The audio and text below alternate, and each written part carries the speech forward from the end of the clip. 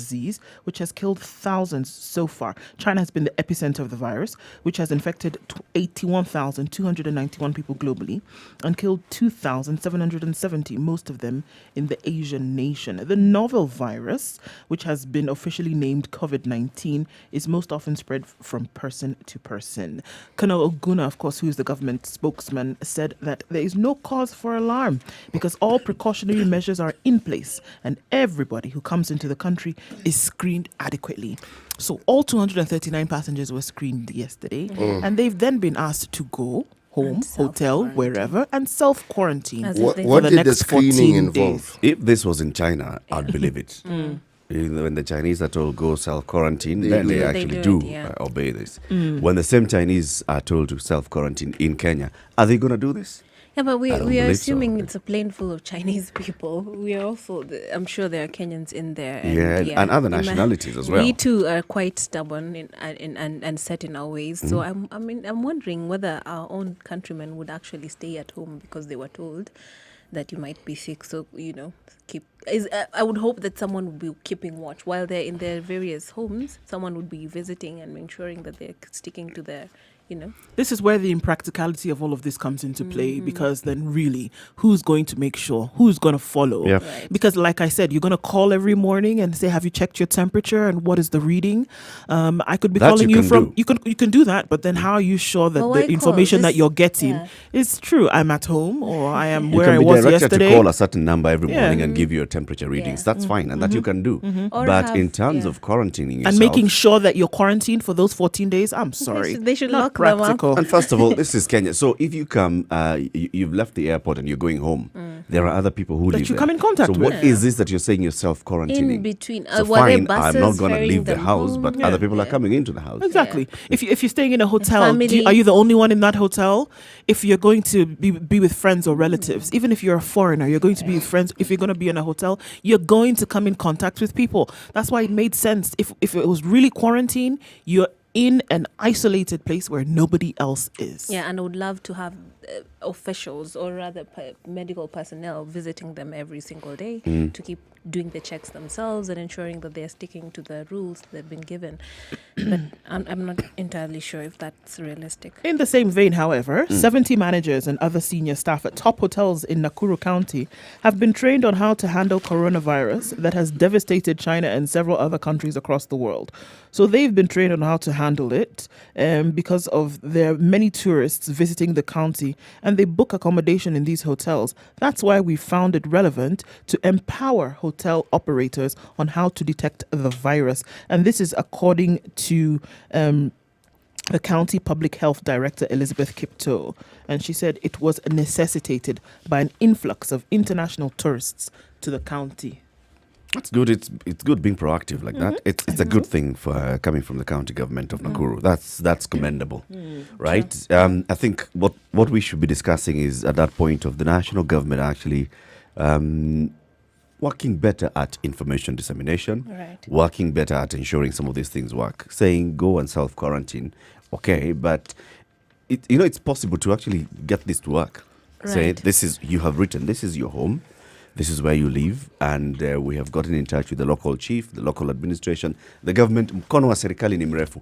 It's possible for the government to ensure that you're self-quarantining. Absolutely. But we've got to have information on where you're going to stay. Right now, if you call the government and ask them, Where are yes, these so these people? 239 passengers, where are they this morning? And even their neighbors, they should be aware that there's a situation here You that know you why- should avoid. I Why like the the- neighborhood. why the this whole is alarming. Nyubakumi concept. Why this is That's where it alarming? comes in. The situation that has been described in Brazil arose from one individual who had traveled to Milan, not China, Milan, the area of northern Italy where now they have a serious outbreak and it's actually challenging the healthcare system. Case pointed out in Brazil. That one case was enough to throw the country, and Brazil is a massive country, into a panic. Because then the question, and you see, it wasn't discovered upon his arrival into the country, after he'd been there for some time. So he didn't know who he had interacted with, where he had gone. The problem with not quarantining these individuals is when they leave the airport, where else do you think they go before they actually go home? Exactly. Yeah. And that's the thing. What do they do before they actually go home? Yep. Where else? You don't know if they're going home. And you you can't don't know even if they're track them. checking into a No. hotel. Yeah. You don't have a No. tracking system in place to say that they were there. And even if you do it from the back to the front, you don't even have a tracking system in place to say whom did they come in contact with. Did they Absolutely. stop at a supermarket? Did they stop at any other kind of convenience? Is there someone that they spoke to? You don't. The we don't know Iranian that. government took the attitude the Kenyan government is taking now. And it's only when the assistant minister, or deputy minister for health, actually contracted the virus, and there are clips showing just how unwell he looked, coughing his lungs away. Okay, it's when they realized, Whoa, this is serious. they weren't stopping people. They were saying you can congregate in the holy places, people can meet. Yep. Now, in terms of the number of people infected, they have become second to China. And we started hearing of Iran the other day. Yep. Absolutely. Korea, which had a scare because there was one group, they identified a religious group within which the infection was actually centered.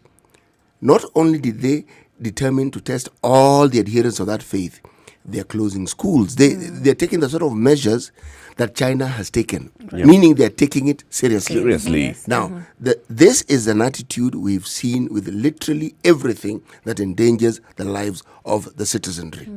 Colonel Oguna is a wonderful man, and he does a good job. But in this case, somebody somewhere is not telling him the truth because he's reporting something he's being told.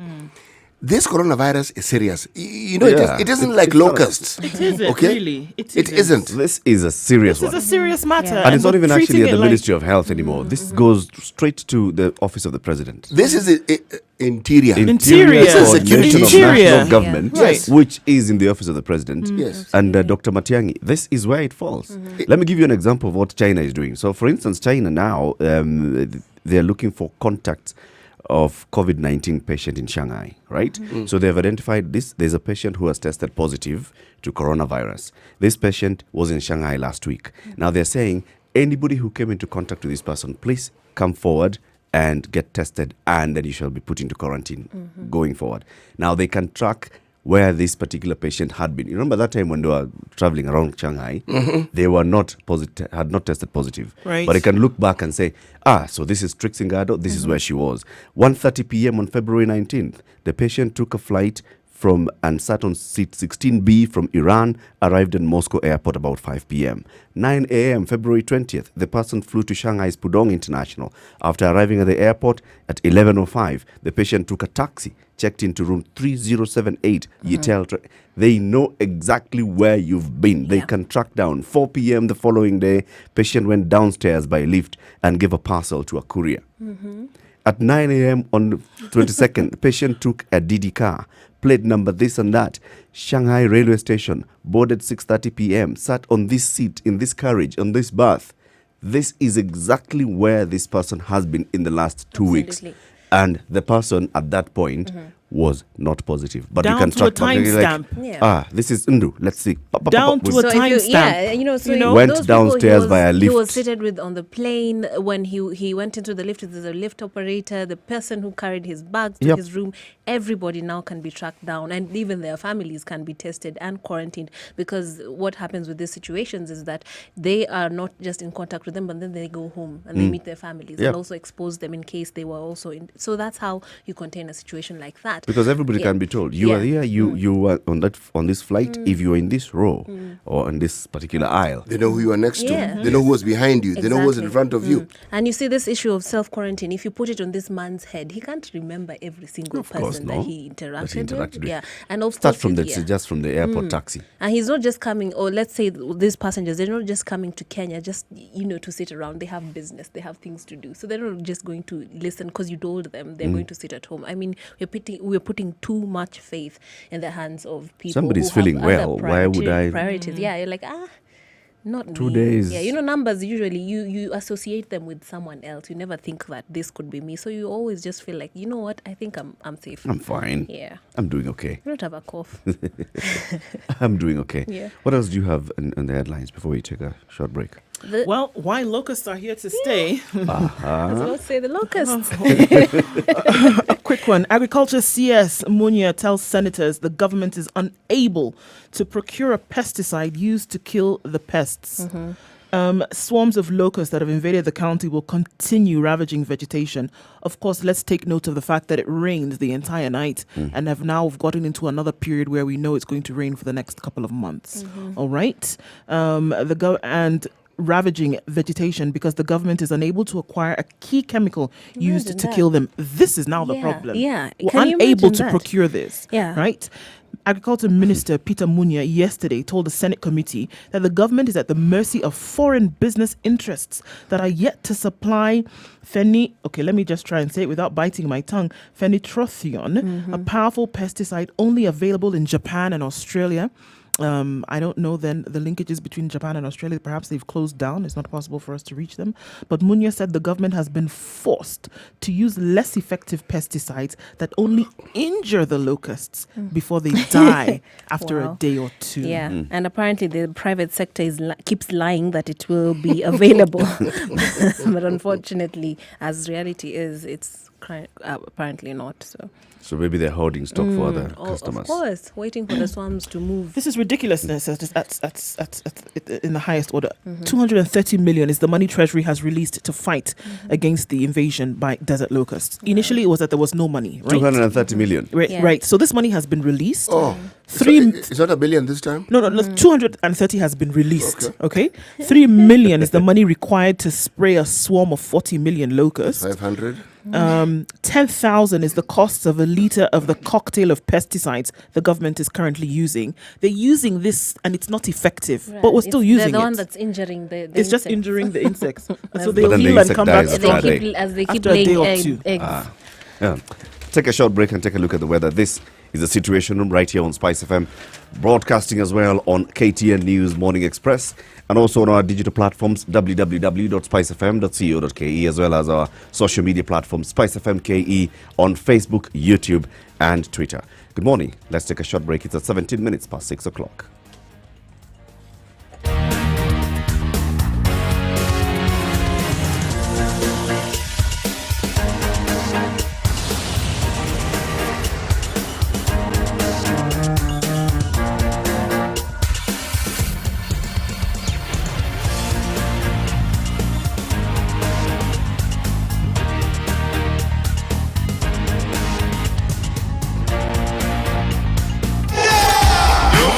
Intelligent humor and nostalgic music.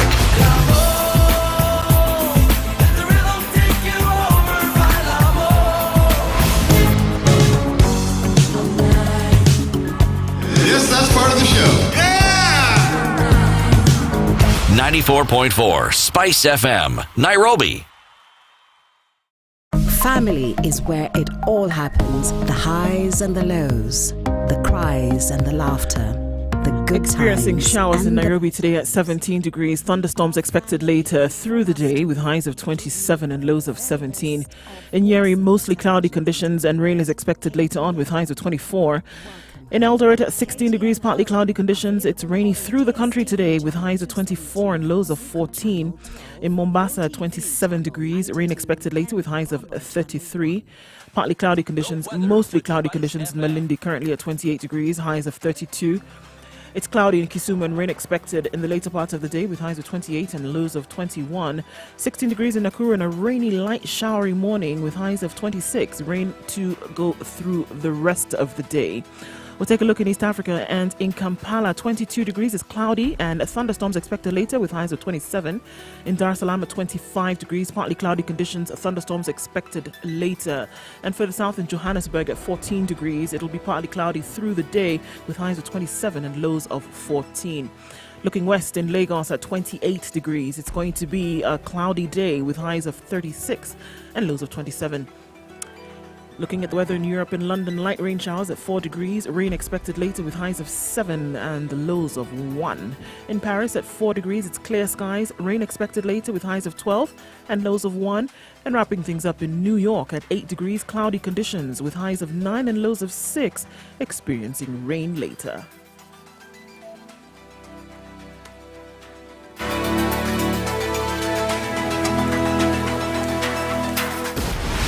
Breathe in life. life into the 90s. Everybody, what's up? 94.4 Spice FM, Nairobi.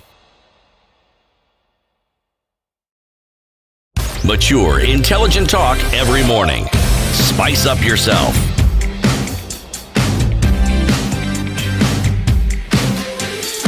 Right, you're listening to The Situation. Good Mornings biggest done right. conversation. And I'm 90 Trix Ingado, and this is a live coverage with KTN Morning Express. In studio with me is Eric Latif, CT Muga, and Ndu Oko. Today we're looking at what's making headlines. One of the biggest stories, rather, that has been prevailing over the past few weeks is that story of the locusts. And while the CS Mulnya is telling us that the situation is being put under control with some means that are not quite effective, but they're trying, we are told we are still waiting for the procurement of this deadly pesticides, deadly to locusts, that is called some very complicated name over there, Phenitrophion. Phenitrophion is the name. And so as we wait for that, we are being told that there is, of course, a threat being posed to Kenya's breadbasket, which is the North Rift. And according to Professor Hamadi Boga, Agriculture PS, we have the capacity, personnel and equipment. The only limiting factor is the chemicals, whose production is obviously low, as we have been told that they're only producing it in some parts of Asia, Japan, and what was it? South Korea? Australia. Yeah. Okay, so that's where we are at with this one. 200 million shillings, 230 million shillings spent so far, right? That was released from Treasury, absolutely. How much is spent in one weekend of BBI rallies? Those figures will not be Never. presented in any accurate way. You will be given broad, vague estimates. Yeah. Yes. Okay. Anyway, we can always Where does guess that money actually come from? We can actually guesstimate. Of course, you know where it comes from. Where the counties or national government? Yes, that's you've actually hit the nail on the head. Both. Because one, it's an opportunity for county governments to actually say this money went to the BBI. Yep. There are mandarins in the We national mobilized government. people, we who ensured will there was also- attendance. Yeah. And then there's the task force, who are a permanent feature in this entire exercise, who must be paid, of course. Yeah. And they're paying the hotel that they've been meeting for all those days. And They holding the do. conferences. I hope they're paying. It's a government, they'll pay. Yeah. Well, this is the same government that owes people 6 billion. Anyway, what do you have in the nation? Well, The big headline is here we go. Ruto man fights Uhuru City takeover. Senate Majority Leader Kipchumba Murkomen tears into his party's decision, saying it is flawed and in breach of the Constitution, as it was made without the input of the people. All right, so of course, looking into this 4 to 5, but I quote, it is now evident that this has now moved to the next level where the function of a county government can be largely and more or less in whole transferred to the national government, so that the county government is literally left as a shell with no functions to perform. The effect of this is that it provides a hitherto unknown method for the winding up of county governments. Of course, it goes into the story, but it's just interesting that he needed to be called Ruto Man. And maybe to drive a Was it a particular necessary point. tag, though? It I was mean, not No, necessary. Is it not Absolutely possible for unnecessary. Kipchumba Murkomen to To say think this of his own independently? accord? Yeah. Absolutely. I don't think it needed to have the tag of Dragging the Ruto, because what does that have to do with everything. anything, right? So, of course, now, again, the sub-headline is that Jubilee War moves to Senate as Ruto allies fight to save Nairobi. Hey. So, Really? This one. Well, Kipchumba released, tabled a statement in the Senate yesterday, and of course he was raising those issues, and it's sort of the same issues that have been raised by many other people on various fronts and various quarters. In fact, even the story on the Standard is saying top state officials are split over the Sonko deal. absolutely. This is on page 8 of the Standard. It's basically saying that even at the top levels of government, there are those that feel this deal was not done well. Senior officials are questioning the role of the Attorney General at the State House signing. This is, it has exposed new divisions in government. Two officials of the multi-agency team, which is chaired by Attorney General Kihara Kariuki, said they were surprised at the AG's presence at State House during the signing of the deal, yet he had been party to MAT's opinion that Sonko's nomination of a deputy governor was a violation of his bail terms. The officials argued that if MAT was of the view that by nominating a deputy governor, he had exercised his executive powers against a court order barring him from office, then signing away county functions to the national government was an even broader discharge of executive power. So if the AG had initially come to the opinion that, well, nominating these people is wrong, then why would the AG do the same thing again? Would you expect him to reject if he had... However, I saw an advisory opinion that had come from the Solicitor General, which was contrary to what is being reported. Which The said Solicitor what? General had actually been asked. Remember, this was about when the government printer had said, I'm not going to print this Gazette notice on the transfer of officers because I need you to advise me. And I think the Solicitor General now came back and said, look, the court in the Lenore Kulal case had said that a governor can still perform his functions this way. Right. So the Solicitor General had said it's fine. But now Yeah. the Clearly it multi-agency has team, changed. the multi-agency team had and Kihara Kariuki, the AG, is a part of that team, had said, no, this was wrong. So here he is witnessing as the same governor is signing off functions of a county government. Yeah. And then we're told, I wonder what you guys think about what's being alleged. This is the blurb right here on the story in the Daily Nation. You're told before signing the deal, the State House Nairobi Governor Mike Sonko was unaware of the document's contents. The governor had to accept the president's demands and cede key functions to the national government, considering the impeachment motion was hanging over his head. Nobody was in the picture. He never saw it coming, and even the boss never mentioned it to us. This is according to the source. So the president is also said to have been uncomfortable with any idea that would have resulted in the resignation of the governor, which would have preceded a by-election. So the question would be, previously it has been reported quite clearly that he offered, he was willing, he went there. He was aware. Yeah, Now he he's was aware saying, there. I was hoodwinked. Yeah, somebody. I Well, was this called. is a source. I was called into a Yeah, meeting. Yeah, and So told the to source is sign. basically claiming that Sonko would be saying that I was called into a meeting because it was and I wasn't aware what I was signing. because the powers that be were uncomfortable with the idea of that 6-month break, and then we'll have a by-election, and then have the people decide again if they want another Sonko or This would be interesting. yeah. It would be, but when one reads of such occurrences, the question that comes to mind is, what deal did they actually strike? Forget the signing, forget the drama that's playing out in the public domain. What's the actual deal? What's actually happening? What's the deal? What did they agree on? Because clearly there was a give and take here. You can't sack Sonko. Yes, Okay, if but you he want to can't get- work anymore as governor. He actually can. This is the whole point. You see, the fact that he isn't in the office. Remember, look at the contradictory things. Yeah. He can't work. He's appointed a deputy. Is that not work? Yeah. Okay. That is work. He has appointed He has some transferred CECs. CECs. Is that not work? That is work. Okay. Now, for someone who was also barely in the actual office where he's supposed to work from, what did you really change? Nothing. Okay. Yeah. So everything that has happened so far amounted to nothing. Sonko was still the governor and he was still conducting the business of the county. Right. So now you're saying, since we can't stop you from functioning, let's remove some key functions from you. Right. All right? Let's call it a transfer. Fine, that we understand, but what brought about this and what was agreed upon? These things never happen until something is agreed upon. Yeah. But if you look at it, it seems like a win-win situation. You stay in office, keep handling the mess of people trying to impeach you and whatnot, and then we can have the city of Nairobi still work. Sorry, the entity that is taking over, unfortunately, doesn't have a very good record of things working when it's under Well, their watch. comparatively speaking, No. really? No. The national government has a record that could challenge Sonko's any day when it comes to just sheer incompetence. Okay? So you cannot tell It has me a functioning machinery, though. the functioning machinery. The one of Nairobi. You see, now the one of Nairobi, if you talk about revenue collection, you talk about handling those key functions, health, infrastructure, and the rest. And then you don't have a functioning CC, you don't have a chief officer. The chief officer has been suspended. Eric, but you see, you've actually, again, this is the point. They have the machinery, and yet we see this. Is it not scary? Because you can say Sonko didn't have this, so we can understand, explain why certain things aren't happening.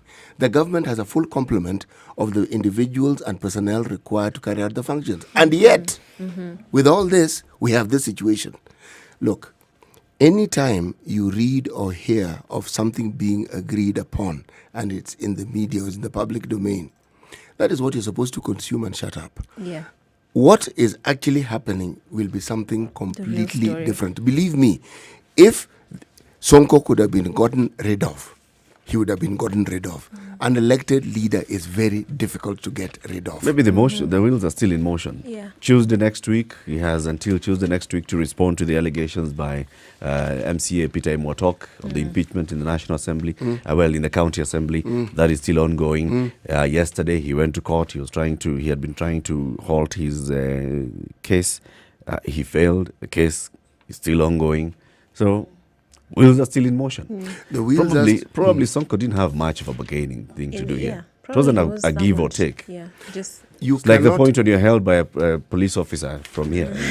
You know, if you look at, say, a county like Kiambu, the MCAs were predominantly from one particular party. Nairobi isn't the case.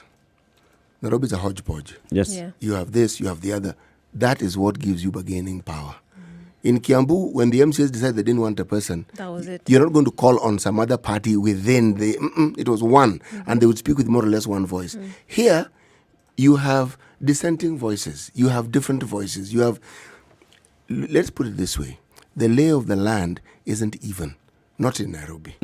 Yes. And secondly, remember, who is the master that controls the tune that Sonko dances to? That's the other question you'd ask. Is it that they do not want to get rid of him, or do they want to just bring him in line and tell him, sir, kindly behave? What is it that they want to actually do?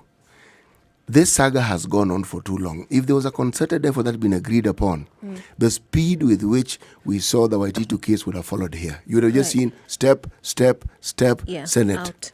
And Steps are in place. And I think now here it was a mix of two things.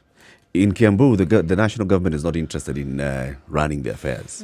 In Nairobi, the national government is interested in running the affairs of the county government. So those two steps had to take place at the same time, in tandem. Are we prepared? What functions are we going to take over? So let's start with that. While at the same time, you still have the heat and the fire, burning down the seat. So while we're still speculating, do you think that the national government wants to take over for the good of the people, of the city, or what would be their agenda? It's always for the good of It's the always people. for the good of the people. Always. Of course, this being the top Surely. layer, this being the top layer of the conversation. But you must understand, this is not the first time in history that this Right. has happened with Nairobi. I mean, if you want to look back at how things have been carried out, the top layer where the cream is that you want to lick and enjoy before you get down to the cake of it is Yep. that it is for the people. Yeah, it's for the good of the people. Yes, yes, yes. Okay. Yes. We Yeah. agree. This is something that Kenyans must understand. When you're robbed, it's for your good. Yeah. It's for your benefit. At least we'll give you soup. What is key is that in Love this that. in this particular agreement, KRA is becoming the principal collector of revenue. And the national government now has access to this very Down beautiful. to the Lucrative. meat of it, yes. 28 minutes to 7 o'clock. This is a situation room. It's Kenya's biggest conversation. Let's take a short break, take a look at traffic, and then the conversation continues.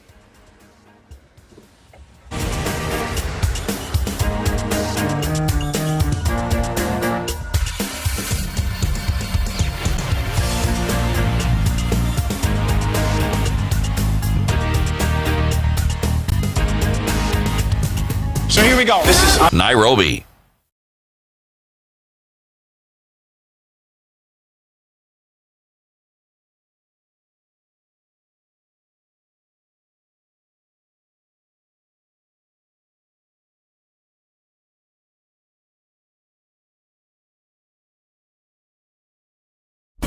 Classic soul, R&B, smooth jazz, neo soul, and nostalgic ballads. Make some noise. You're listening to Spice FM.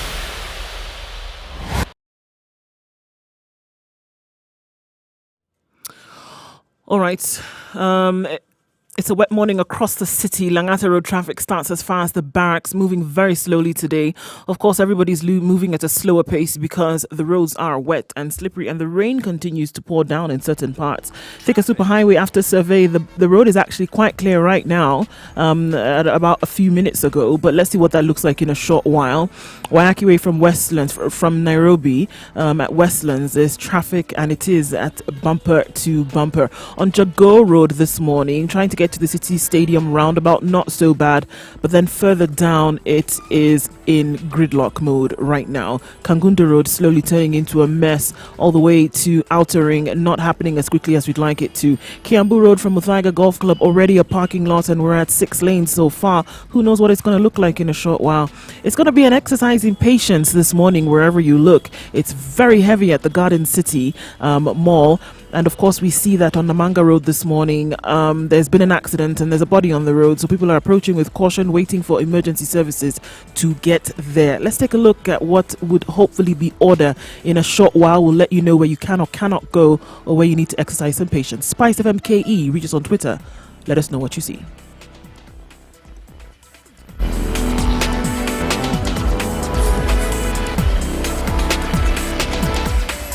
96.1 Spice FM. Kisi.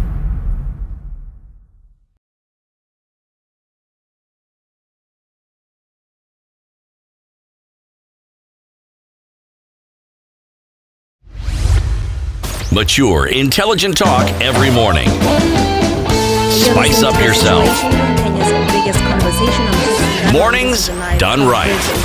94.4 Spice FM, Nairobi. Eric Lattes, City Muga and Oko. We're taking a look at press review. We are reviewing the papers and taking a look at what's making the biggest stories of the day. While there's so much on the headlines, I would like to draw our attention to a small story tucked away at the corner of page 5 on the Standard.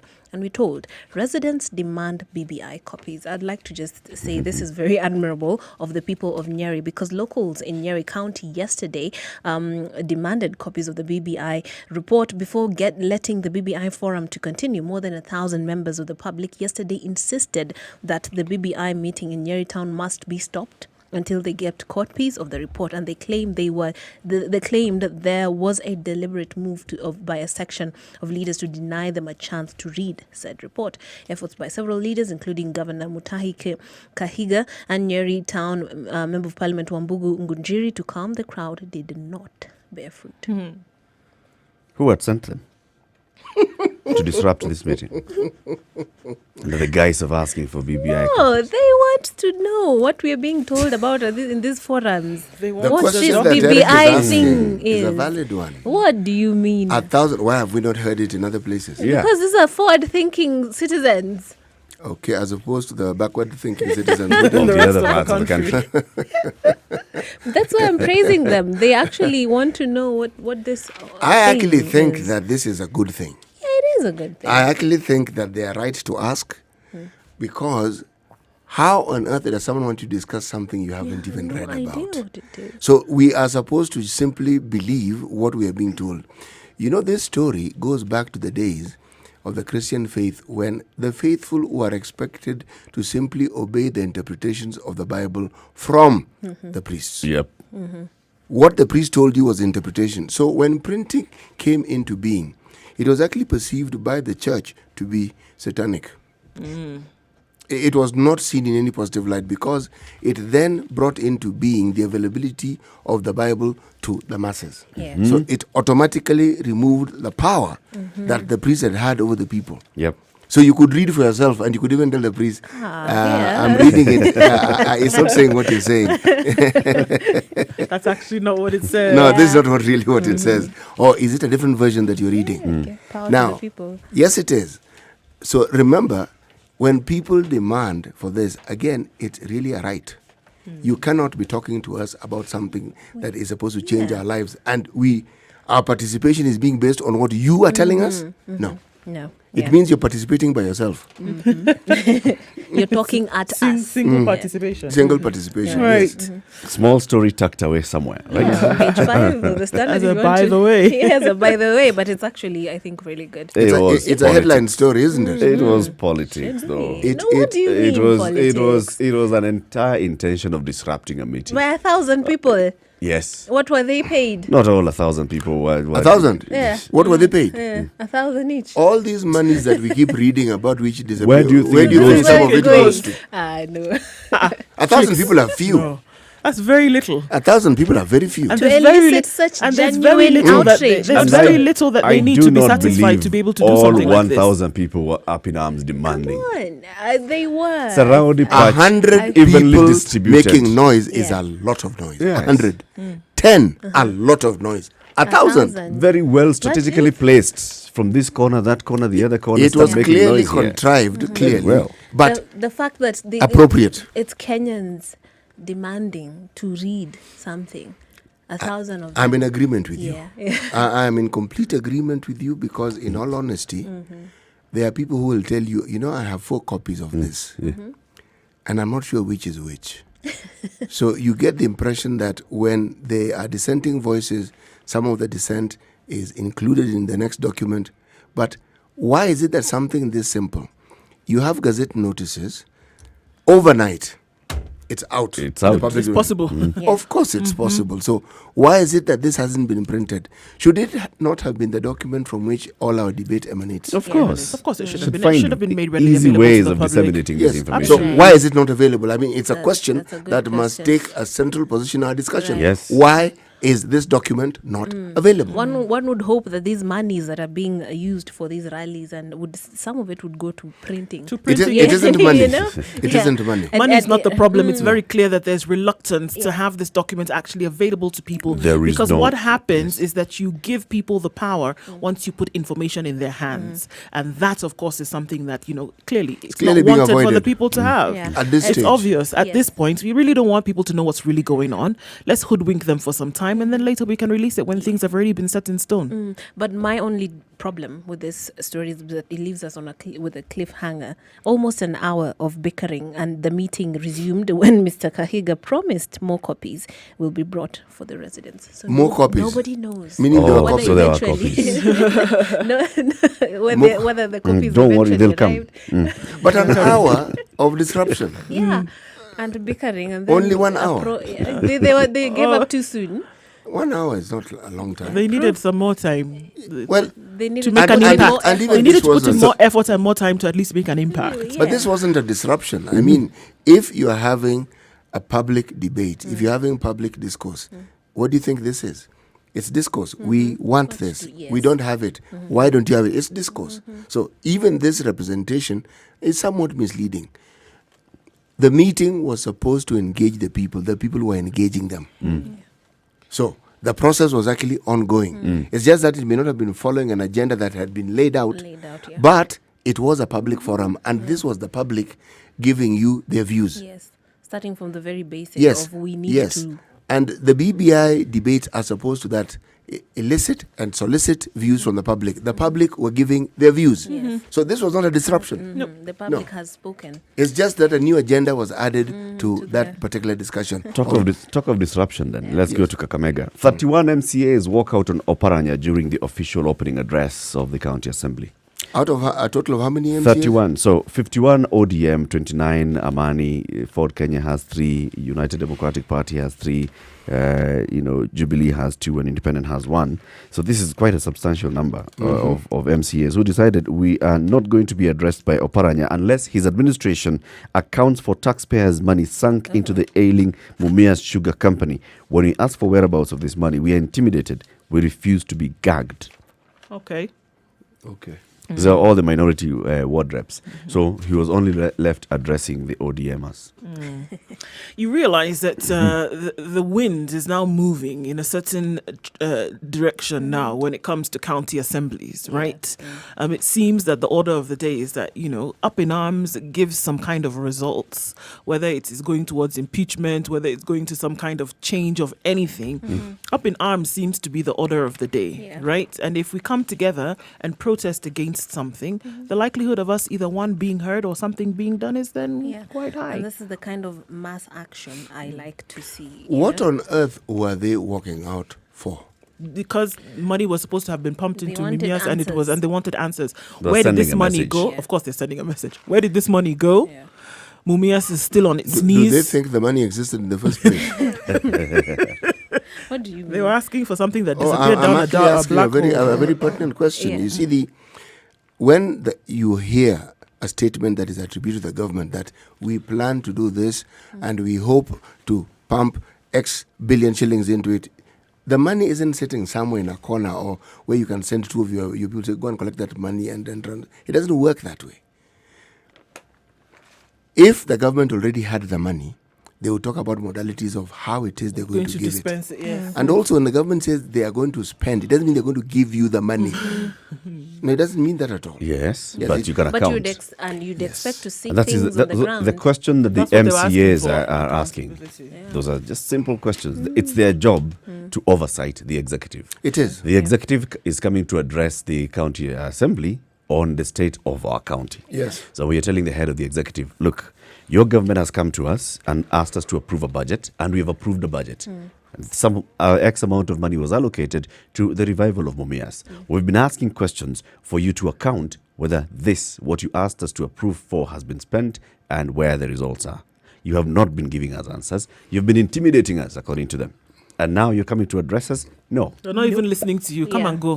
Have none of that. And if you look at the picture on that story, it's on page 21 of the Standard, it speaks volumes. Literally, he was addressing empty red seats. Nobody was in the house. I think, according to this frame that we're given here, Yes. nobody was in there. You can always download the Standard e-paper app from Google Play Store and Apple App Store, and just one subscription fee. You get to access all of Standard Group's publications, including the Standard, the Pambazuko, the Mount Kenya Star, and all the pullouts. Every day there's a different pullout. Today, being Thursday, is the day for Home and Away, the real deal in real estate. Now, it has a very interesting story which talks about new plans to save homeowners from buying air. There's a bill that has been taken to Parliament, to the National Assembly, and this bill is seeking to ensure that if you buy an apartment, you can get a title deed for your apartment. You see, right now, what you get is what Actually, how does that work? the title deed is one, and if you're buying an apartment, you get a different certificate. So the apartment owners will now hold individual title deeds under a radical new plan proposed by the government. This is the Sectional Properties Bill of 2019, currently before Parliament, and champions by Lands and Physical Planning, seeks to address the legal loopholes that have exposed flat owners to unscrupulous property developers. It will repeal Section No Properties Act of 1987, and it aims to give the owner of an apartment more power than what is currently vested in management companies. Because the one title deed, which means that all of you collectively have a share, maybe in a management company, and then that management company is the one that tells you what to do, what not to do. You as an individual, what you have is basically just a lease. Yeah, space. Yep, you own a lease. Now you can be given a title. And you know Kenyans and title. Yes. Have the Title. Title is king. This is it. I think it's a good development. It could also bring in some issues. Now imagine if everybody holds a title. Oh yeah, in one. Yeah, building. this is mine. Okay, you cannot come and tell me what to do, what not to do. I guess the titles would be specific to you, what part of the space above the ground you own. I mean. Yes, Yeah, and what you can do Yes, and not do. not Because do see, that's with what lease. You see, that's what leases actually are able to do. Leases are able to tell you, no. This is conditions for your lease. You cannot, for instance, paint externally on your apartment. You cannot. Timeframe. Yeah, you cannot change the structure externally of this apartment. You cannot add a new window. It's the way they are is how they shall remain. So maybe this one changes that, and we'll seek to address those challenges that keep emerging. Right. Okay, so the poor are going to get a 30 shilling a day health cover. Low-income earners will require 30 shillings a day for comprehensive insurance cover that will enable them to get treatment at clinics backed by Population Services Kenya. This is a health franchise between Tunza Clinics and Insurance for All, a micro-insurer.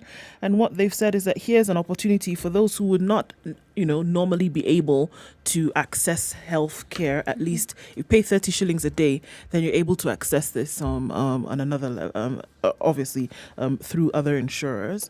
NHIF has not been able to do that yet. So this would be an alternative to that. Exactly. And it's interesting that we see this player coming into the market at this point, Yeah, especially with so the woes that are strategic. bedeviling the fund right now. So there's an option for people in terms of then what you can do. Literally 900 shillings a month and enables you to go in and get some kind of treatment. So it just points to the fact that there are options and there are things that can be done, even when you're trying to be creative. And with the funds that are already available. And it online. does cater to a segment of the population There are that always usually options. is overlooked. What I have a problem with in the Kenya's insurance sector is, they seem so narrowed down on a few products. If they thought of bringing and introducing more and more products, so for example, why do you have to pay insurance annually? Why can you not pay daily? So there are new companies that are coming up with e-platforms where you can just take on insurance on a daily basis or on a regular basis, say weekly or monthly. Yeah. Because there are people who do live like that. Yeah, They earn so- daily. They can't Not even pay people for... who Yeah. a very A very large large number of Yeah. people Yeah. in Kenya live from hand to mouth, literally. I mean, People who which actually sector who do you keep- want to look at? You want to look at the matatu, the public transport, for example. These are people who earn a certain amount and it's put in their pockets every day. You want to look at casual laborers in the entire industrial area. You want to look at Mamamboga, for example. You want to look at motorcycle riders. This is money that is put in their pocket every day. It's expended every day. They're buying food daily. Yep. So something like this would then kind of make sense for them, right? Absolutely. Because then it's money that's entering into your pocket. It can be now, and then you You can find that think of if how now to balance how it to out. balance it. every Pay day, 10 yeah. bob every day and As goes opposed towards to- an insurance policy. Absolutely. Literally, because if people you get who- sick, yeah. they're the ones who now are looking to gather money from other sources. These are the people who depend on the Kadogo economy. You know, Yes. the little sachets of Blue Band and fat, the 10 shilling vegetables. So I think this is a part of the population that is often overlooked. Nobody, when they're budgeting or making their business models, even banks do not give loans to this particular IMF and other such bodies call it the hidden economy. the hidden economy, absolutely. And it's in our face every day we Yeah. see it. So where is it hiding exactly? in plain sight. Yes. Hiding in plain sight. It's interesting also on the same page, Kenya Power has sunk into the worst performance in 16 years, turning the spotlight on a push by the state-controlled electricity monopoly to raise its tariffs to improve performance. Increase what again? Tariffs. Because in the last 16 years, they've never performed this badly. The power firm said yesterday, meanwhile, continue to consume power on a daily basis. Have you been out of power for the last 2-3 months? No? You still pay for it? You? Okay. The power firm said yesterday that the net profit shrunk 12.5 times to 262 million in the financial year ended June 2019. This is in contrast with a net profit of 3.26 billion posted a year earlier. The last time Kenya Power failed to make at least 1 billion shillings in profit was in 2004. It had posted back-to-back losses of 1.87 billion and 2.89 billion in the preceding 2 years, respectively. So again, yet another corporation saying that the only way for them to get back on track is to do what? Raise the tariffs. So aside from the thievery that was happening a few months ago that was discovered last year, that would mean that we would be paying for those people who are selling tokens in a rogue way. Now there's another reason why you're going to be paying even more. Is that the implication? Yes. Yeah. The plan has been to, right, the poor performance, as we've seen, comes at a time a bid by Kenya Power to raise tariffs remains pending. The plan has instead been met with tariff cuts and government bids to relieve consumers of costly electricity. So it's interesting. You see now, Electric the government gold. has been The long putting game look at here. it here. The government has been putting pressure to relieve consumers and say reduce the tariffs. Yep. And then here, Kenya Power says, you know what? Actually, in the last 16 years, we've never performed so badly. So we need to get back on track. And Who the are they only way to do this is to raise tariffs. Whose fault is it that they're Is not it performing? coincidental that this has happened at this Let's time? start. Who owns Kenya Power? The public. We do. It's a listed company. Well, so there's government, of course, shareholding, and then, of course, it's listed. Yes, I but- see a route towards same kind of conversation that we're having about Kenya Airways the other day. Absolutely. Yeah. Nationalization. Yeah. Yes. It's still a monopoly. Who So else things- provides power in this country? You know, a company that is in private hands now getting back to the national government. Yeah.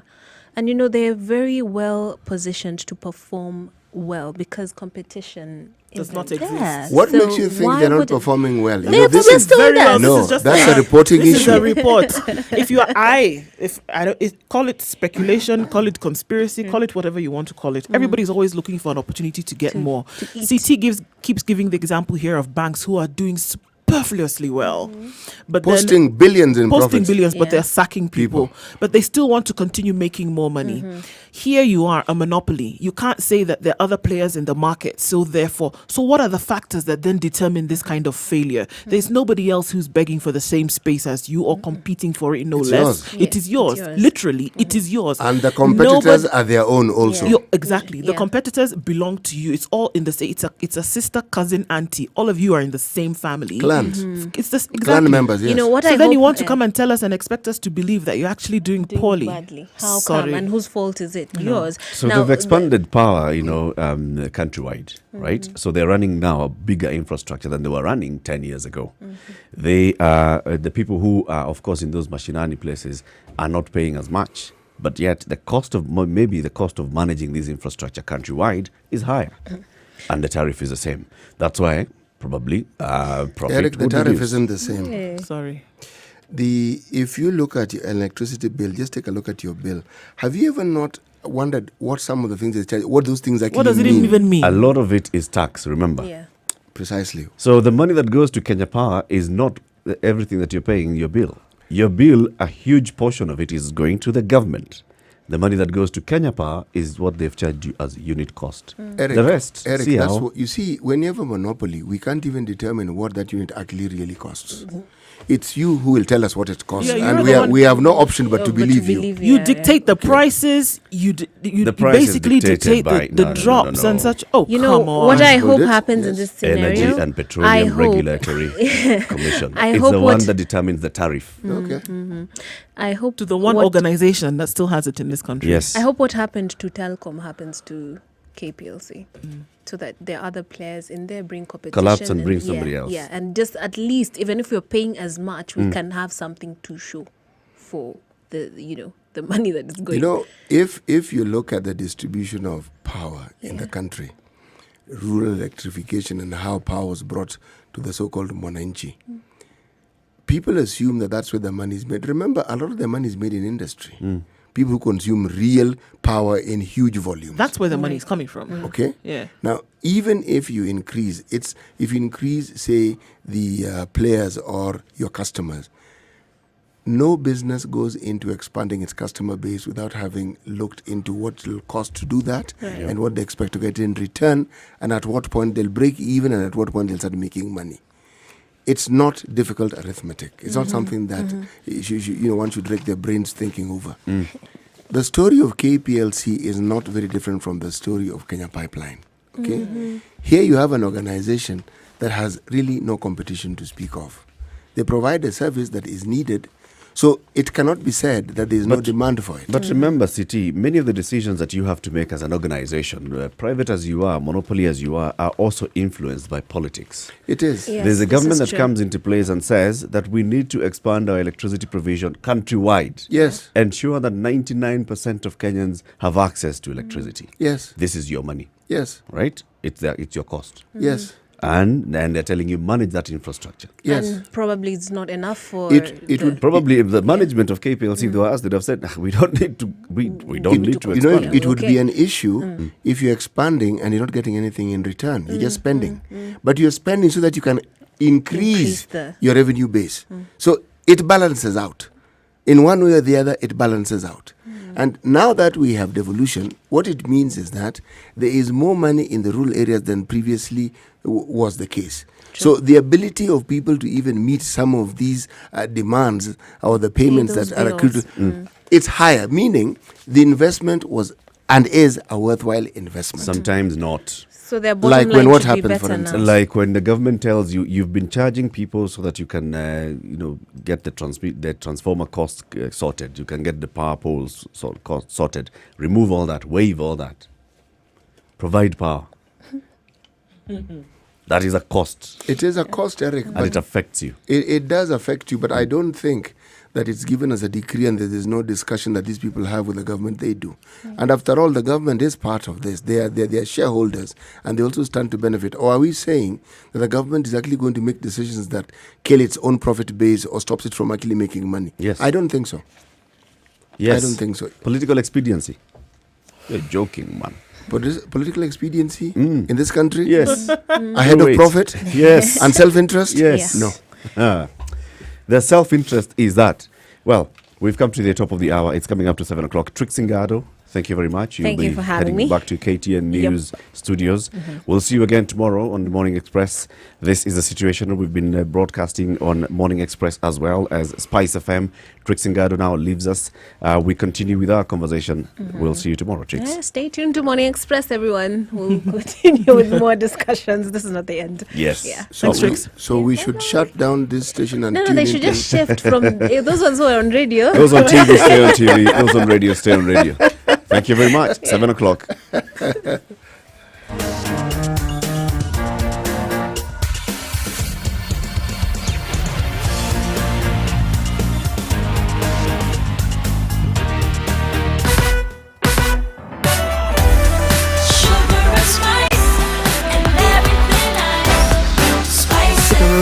Spice up. Traffic this morning all the way from Safari Park. You can use the Babadogo alternative route this morning. That's open and not clogged up in any way, shape or form. Understanding, of course, that the roads are quite slippery this morning. The northern bypass at Mororoi is a mess this morning. The eastern bypass heading to town, complete gridlock that starts as far back as Benedicta this morning, so it's not moving. The southern bypass, of course, will then join you to Langata Road, where already we have seen that it is a mess. So on Jogo Road this morning, it's actually moving very, very slowly. At some points, quite quick, and then you move towards the City Stadium roundabout, and then it slows down. Kangunda Road is crazy, as is Mombasa Road and Gong Road. Everywhere you look today, really, we do have a lot of traffic. Of course, this is compounded by the fact that it is raining heavily in some parts of the city, and it has rained in other parts, so the roads are quite slippery, guys. Exercise patience this morning. This is what we're going to need. Fog lights up, patience in the heart. Let's see what happens as we look at it in a short while. Spice FM KE is what you can reach us on. Tell us where you're stuck, and let's see if we can provide a solution.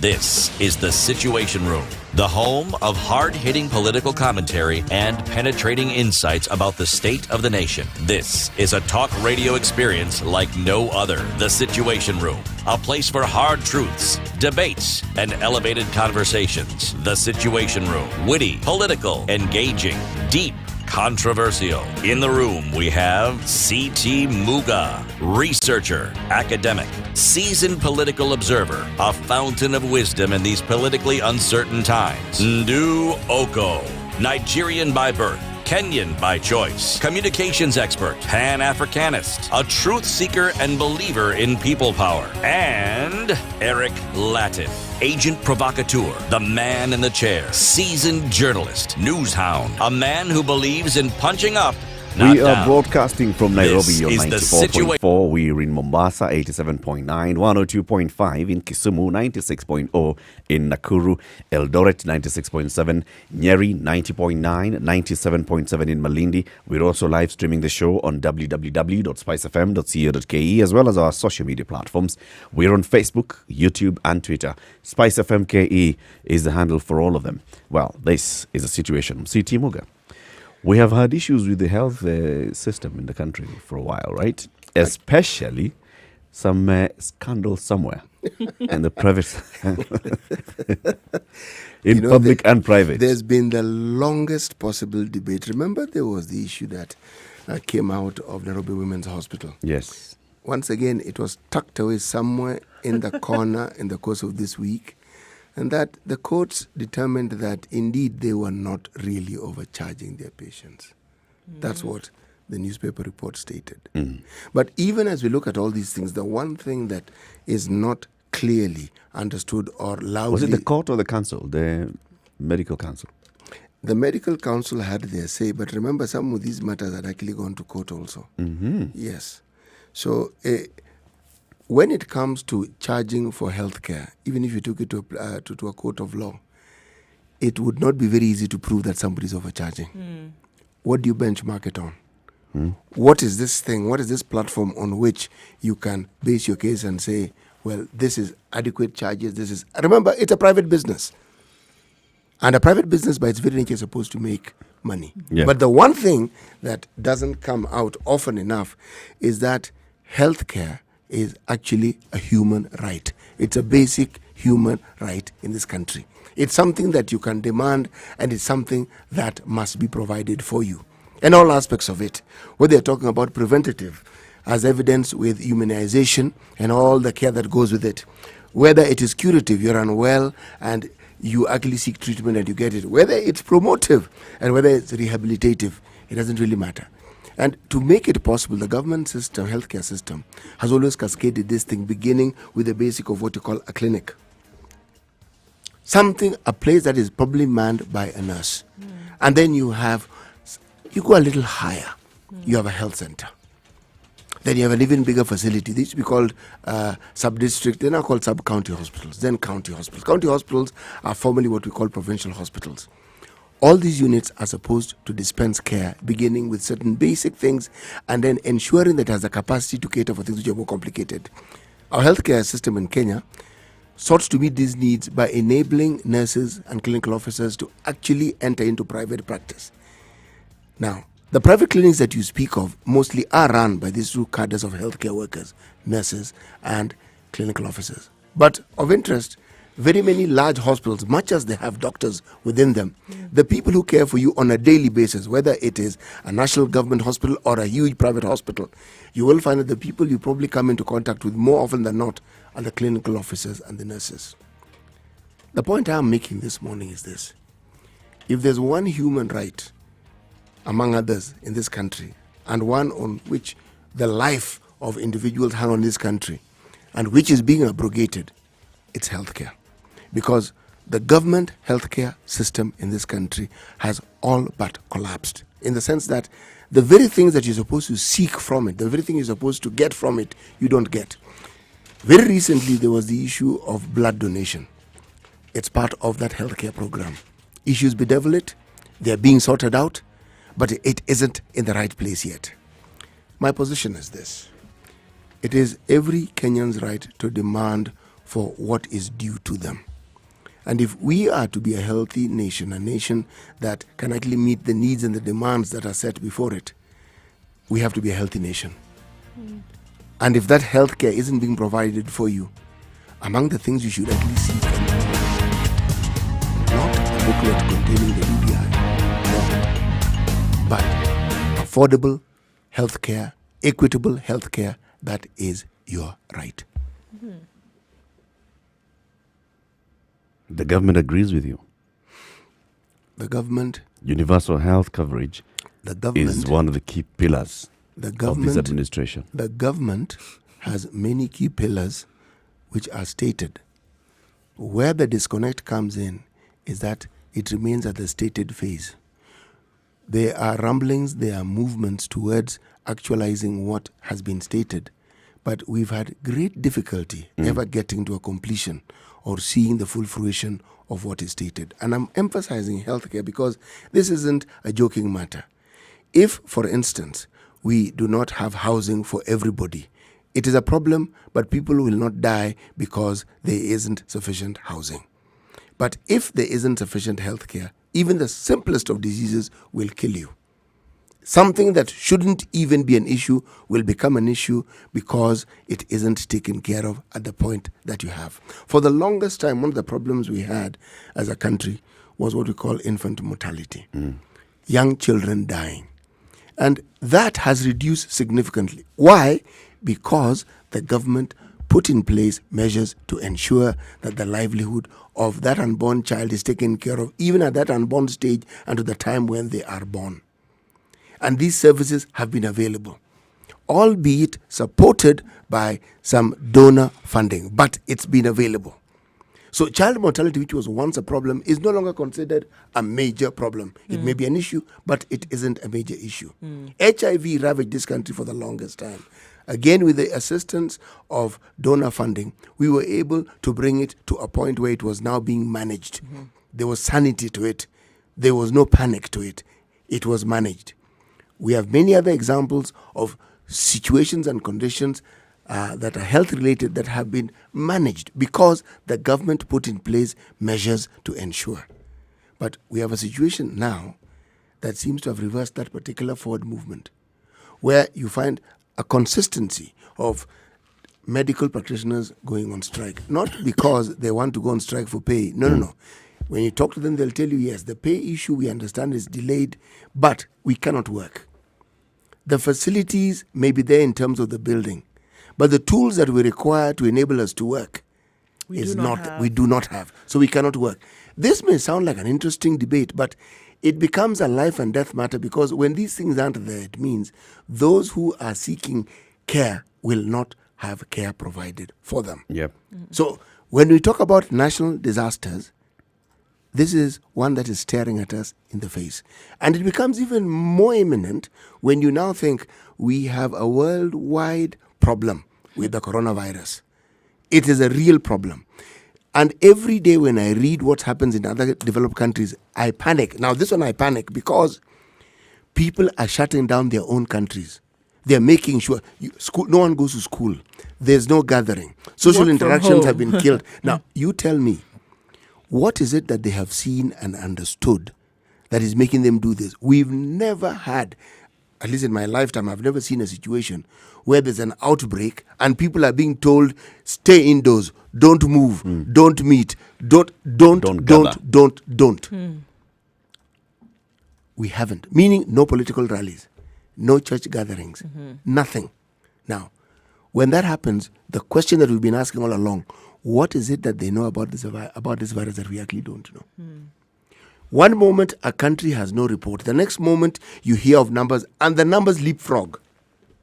So you ask, what on earth is actually going on here? Then you have a situation where you are told some 200 and how many passengers? 239 came into Kenya from a certain location. They don't need to have come from China. They don't need to be Chinese. They just need to have come from China. They've landed here, and our government has informed them that they should go and self-quarantine. And yet we're told that they are prepared and they have quarantine facilities. We were told. Do we know of any patient, anyone who has exhibited any symptoms of the coronavirus in any of these quarantine facilities? I haven't heard of any. Have they you? put any? No, I don't think we've had any that have actually been admitted to the quarantine facilities. We have the ones at KNH and Mombasa. Remember the suspected case? The one case, when they're taken, when they're taken to the quarantine facility, and then, of course, they turn out negative. What stopped then these 239 passengers then from being taken to that specific facility? Because at this point, look, things have reached fever pitch. Right? And if we want to look at the health, if we're putting this against the health system in this country, things have reached fever pitch. And to say that, yes, things are in order, we're able to take care of them, essentially, these individuals should have been taken to that quarantine facility. Because this whole thing of self-quarantine, it's not going to work, especially at the point that we are at now, and where things have reached, what we're seeing happening around the world, the rapid cases of confirmed, the rapid movement of confirmed cases that we're seeing around the world. And of course, this thing is getting closer and closer home. Honestly, we cannot play with it the way in which we have. But I want to go further to, we talk about the Big Four agenda in this country and hinged on certain things, health being one of them.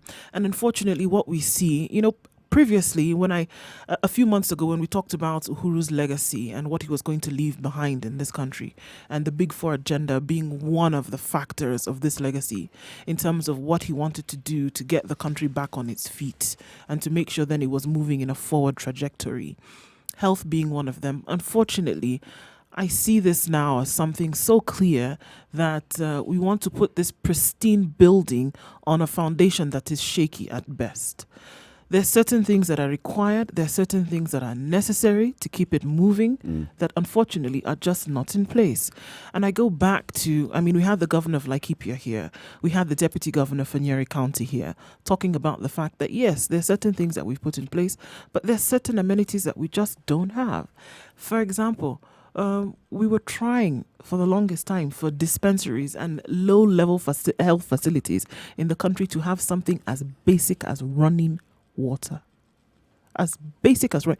Before we even go to machines that then need to be manned by personnel with expertise. Running water. Storage facility for blood. Storage facilities for medicine. Proper distribution of medicine. Without these things, you cannot have a functioning health system. It is not possible.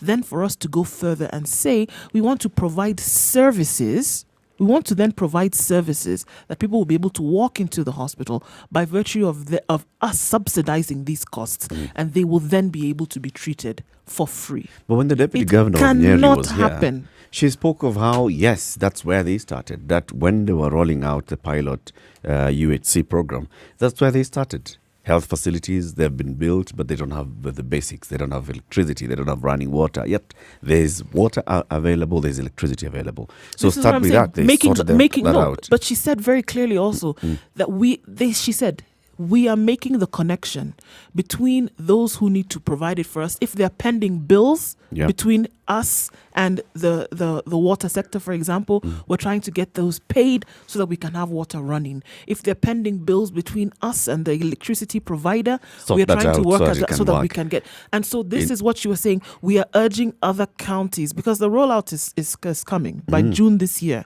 for the rest of the counties in the country. We are trying to make sure now that this will these be are the lessons learned, and these are the lessons that we want to pass out to other counties. Exactly. And but these are things that should be running anyway. Yes. And we're trying to hinge an entire system on broken legs. No. We need to fix it. No, absolutely. But that's what rolling out the UHC is about. It's about fixing them so that we can ensure they're working. If you don't do that, by then I'm happy when the government is actually rolling out this UHC. Because as we've seen from those 4 counties, things that had earlier been neglected are no longer being neglected. When the Nyeri deputy governor was here and she was telling us about, those health facilities that had been constructed politically, but then they had not been connected, now they're working. When he had talked about having an entire proper system of volunteers, of information gathering and keeping. We have now record keeping. Laikipia, we were told that by the governor of Laikipia. Now we have proper record keeping of our health system and how people are. When we say that now we are rolling out UHC, basically we are sorting out those basics, which is a very good place to start. And I agree with what you're saying, CT. This is something that we should all be focusing on. Forget these BBI rallies on a weekly. You want to talk BBI? Go to find Mzee Haji at Laiko in his Regency. office? You know where he wherever. is. He has already told you, this is where I'm going to be on such and Saturday. You want to talk BBI, you people of Mount Kenya region, go meet at a hotel at Lamada, then go meet Mzee Haji and tell him what you've decided. This is it. The rest of us, leave us to sort out health. And we say we demand that money is allocated and money is spent and money is followed up and let's the go best to things are done. Well, then let's go to another aspect of all of this, because we talk about amenities and making sure that be sorted. That's one whole monster on its own, right? We want to talk about the fact that in order for this to happen, we talk about the UHC rolling out. Of course, there are many hinges, there are many cogs to fill before you get this machine moving. But then if we talk about then the money at central government level, still being central, it's still centralized, right? That alone, and it's something that has dogged this system for years. It's not something that started yesterday. This problem has been there for long. So by the time something like that is being rolled out, where is the thought process that is going around, okay, well, in order for this to happen, this should have happened previously. We need to decentralize this whole thing in order for it to get this thing rolling. Because the truth of the matter is that if your people are sick, who are you governing? If your people are not able to access proper health care when something is going on, who are you governing? If people are sick, if the nation is not well, the disease in this country, interestingly enough, has risen 40%. And when I talk about disease, that leading towards you being sick. Disease leads towards you getting a disease, right? 40% in the last 20 years is not a joke. The country is not well. The country is sick. We left HIV/AIDS and went to cancer. We don't even have data collection for cancer because of certain things having gone wrong. And yes, I do agree at this point, if that is not going to be sorted out, we have a problem. We have a fund that's racked by scandal day after day, year in, year out. There are certain things that need to be laid out before you can get. You can't walk before you can't run before you walk. I don't even think the issue is whether running or walking. It's just total commitment from the higher ups. Total commitment. At 20 minutes past 7 o'clock, let's take a short break, take a look at the weather, and then the conversation continues.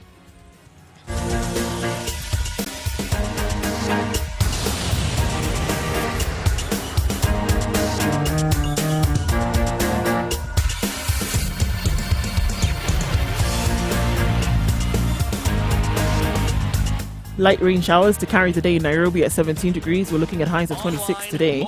In Nyeri, partly cloudy conditions and expecting thunderstorms later with highs of 24.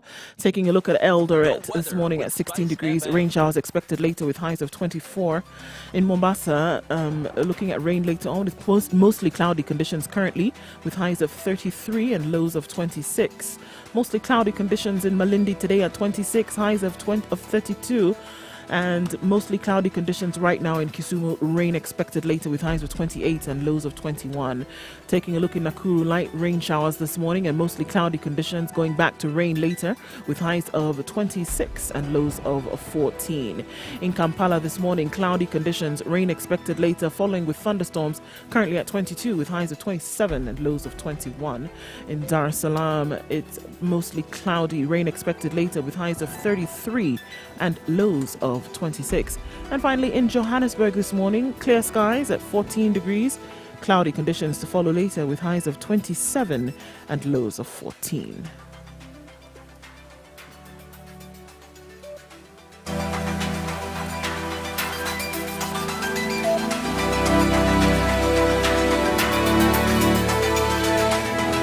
It's not right, but it's okay. The 90s have never sounded so good. My favorite songs of the 1990s. 94.4 Spice FM, Nairobi. Mature, intelligent talk every morning.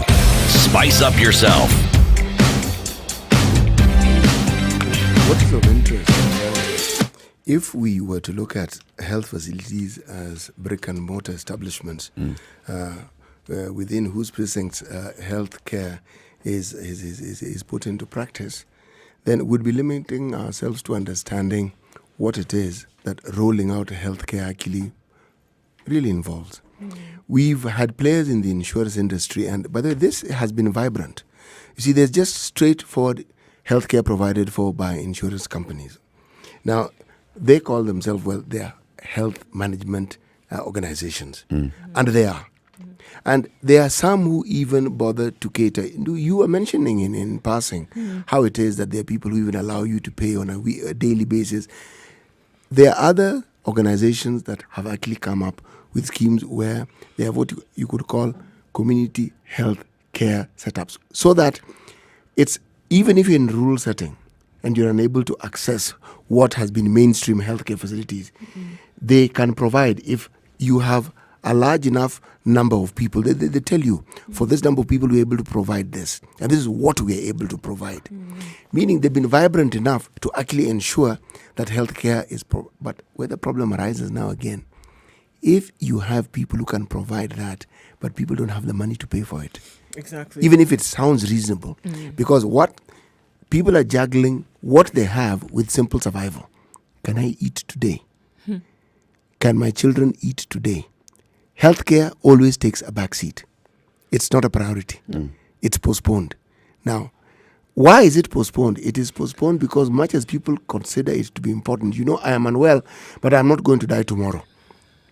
And so long as I stop feeling unwell and I self-medicate with some painkiller, I'll be fine. Okay. Yeah, I should be fine. Why? Because if I feel better, or you take only a portion of the dosage that is required. So essentially, yes, you may have stifled the symptoms, so you will not feel unwell. But then what you've actually gone and done now, you actually created a new problem. You created resistance.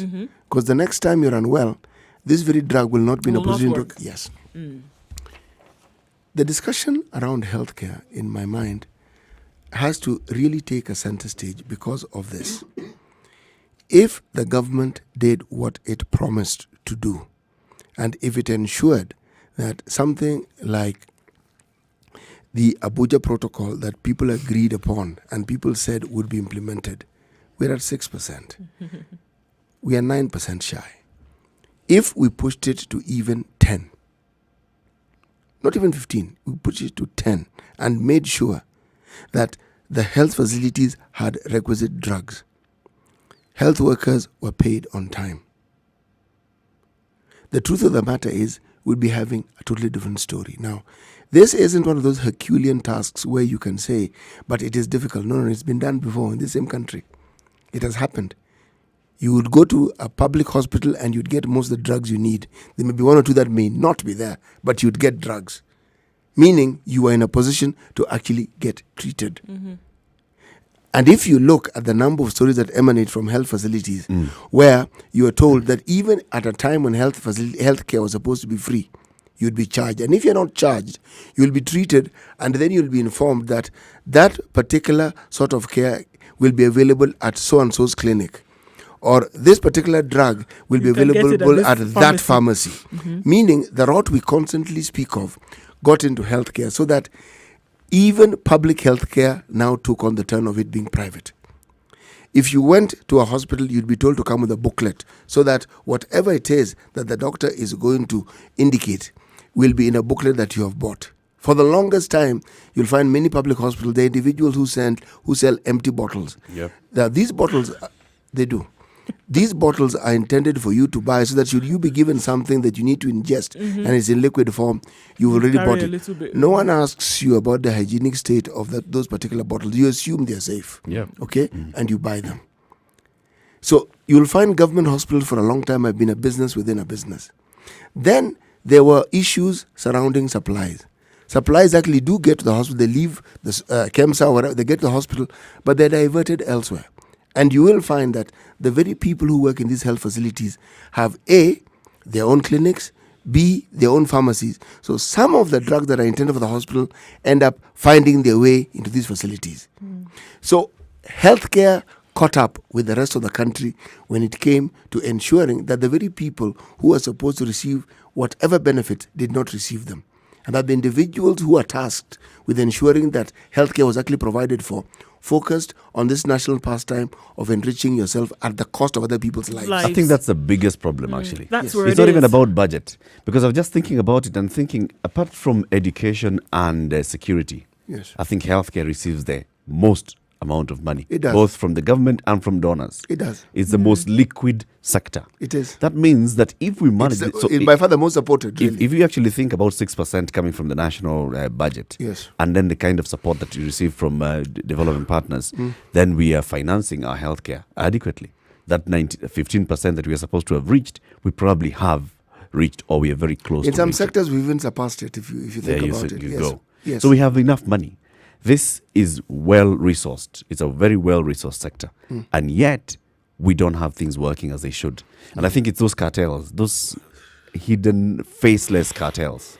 If you look at the health sector, for example, just in the last 7 years of the Jubilee presidency, you've had how many ministers? You've had... a minister who's come in and been transferred. How many now? I think we're on the fourth minister now. Yeah, the fourth.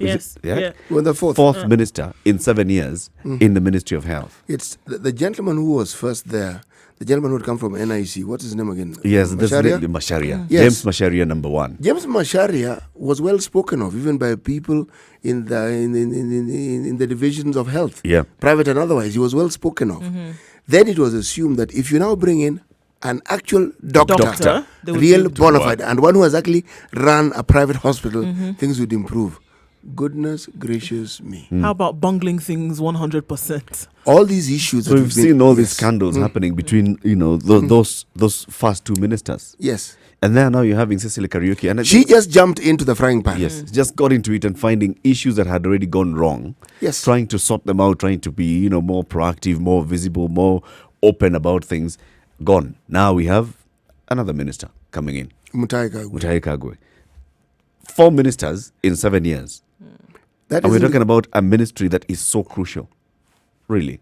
And It by the tells you way, something. while we're at it, even principal secretaries have been changed. Same. Yes. So it isn't as though you can talk about a seamless continuity. Yeah. No. And the reason why these changes came about because there were issues. These issues of these mobile clinics, they began before Cecily Kariuki actually came into power. These issues surrounding, what is actually strange is this. Somebody has an issue with the ministry. You are then removed from that position and you are told to be our ambassador to some other country. You're still a civil servant. If we look at the ethics and the morality clause that we have within our constitution, I think there's clarity as to what should happen. There are certain things that if someone does, it is indicative that they should not hold any position in a public office. They shouldn't. It seems to be clear to those who are on the outside looking in. It's written. It's clear. I mean, It's written. It's written, but in terms of then what needs to happen, it's clear for those on the outside looking in that these individuals should not be there. They're obviously taking something that should be able to run its course smoothly and putting all kinds of kinks in it. And literally setting up roadblocks for it not to work. Because in your inability to administer something, you're setting up a roadblock. You're making sure that it doesn't happen smoothly. You're making sure that in this case, people don't have access to health. Something so simple that somebody should be able to walk into a facility, get treated, and come out. We want to keep giving the example of the Makwene County, and it is becoming a cliche now. But if it was something that nobody else were able to do, then we would say, okay, maybe it's a mystery that we can't understand. But somebody's been able to do it. So why in this case can development not beget development? 7:30. Take a look at traffic and then we continue.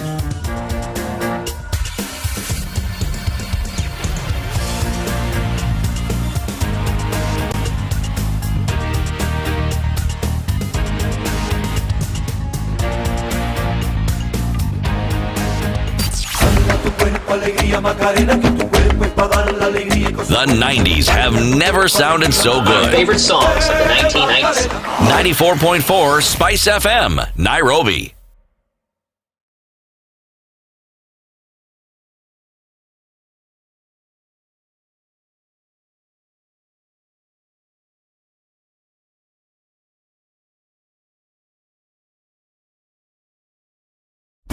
Classic soul, R&B, smooth jazz, neo soul, and nostalgic ballads. Make some noise. You're listening to Spice FM.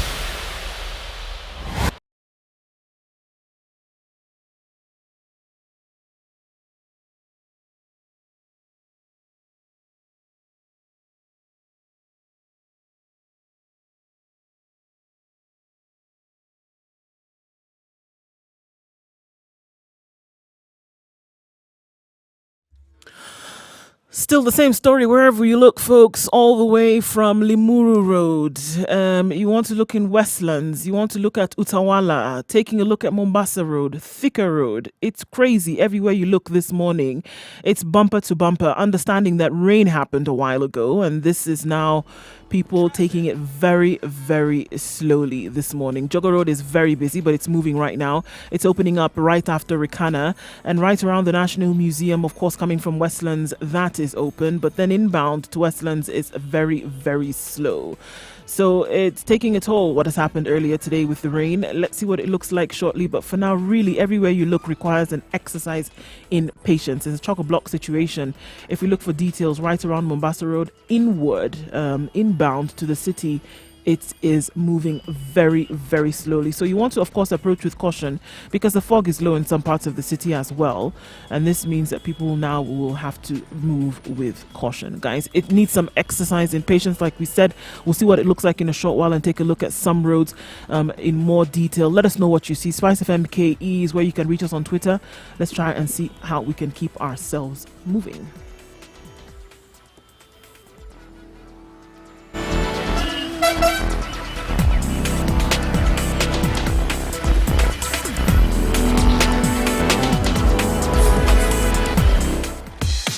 Welcome to Spice FM, the best exclusive radio station bringing you the best mix of the best music ever.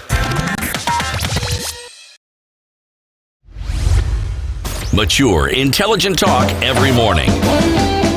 Spice up yourself.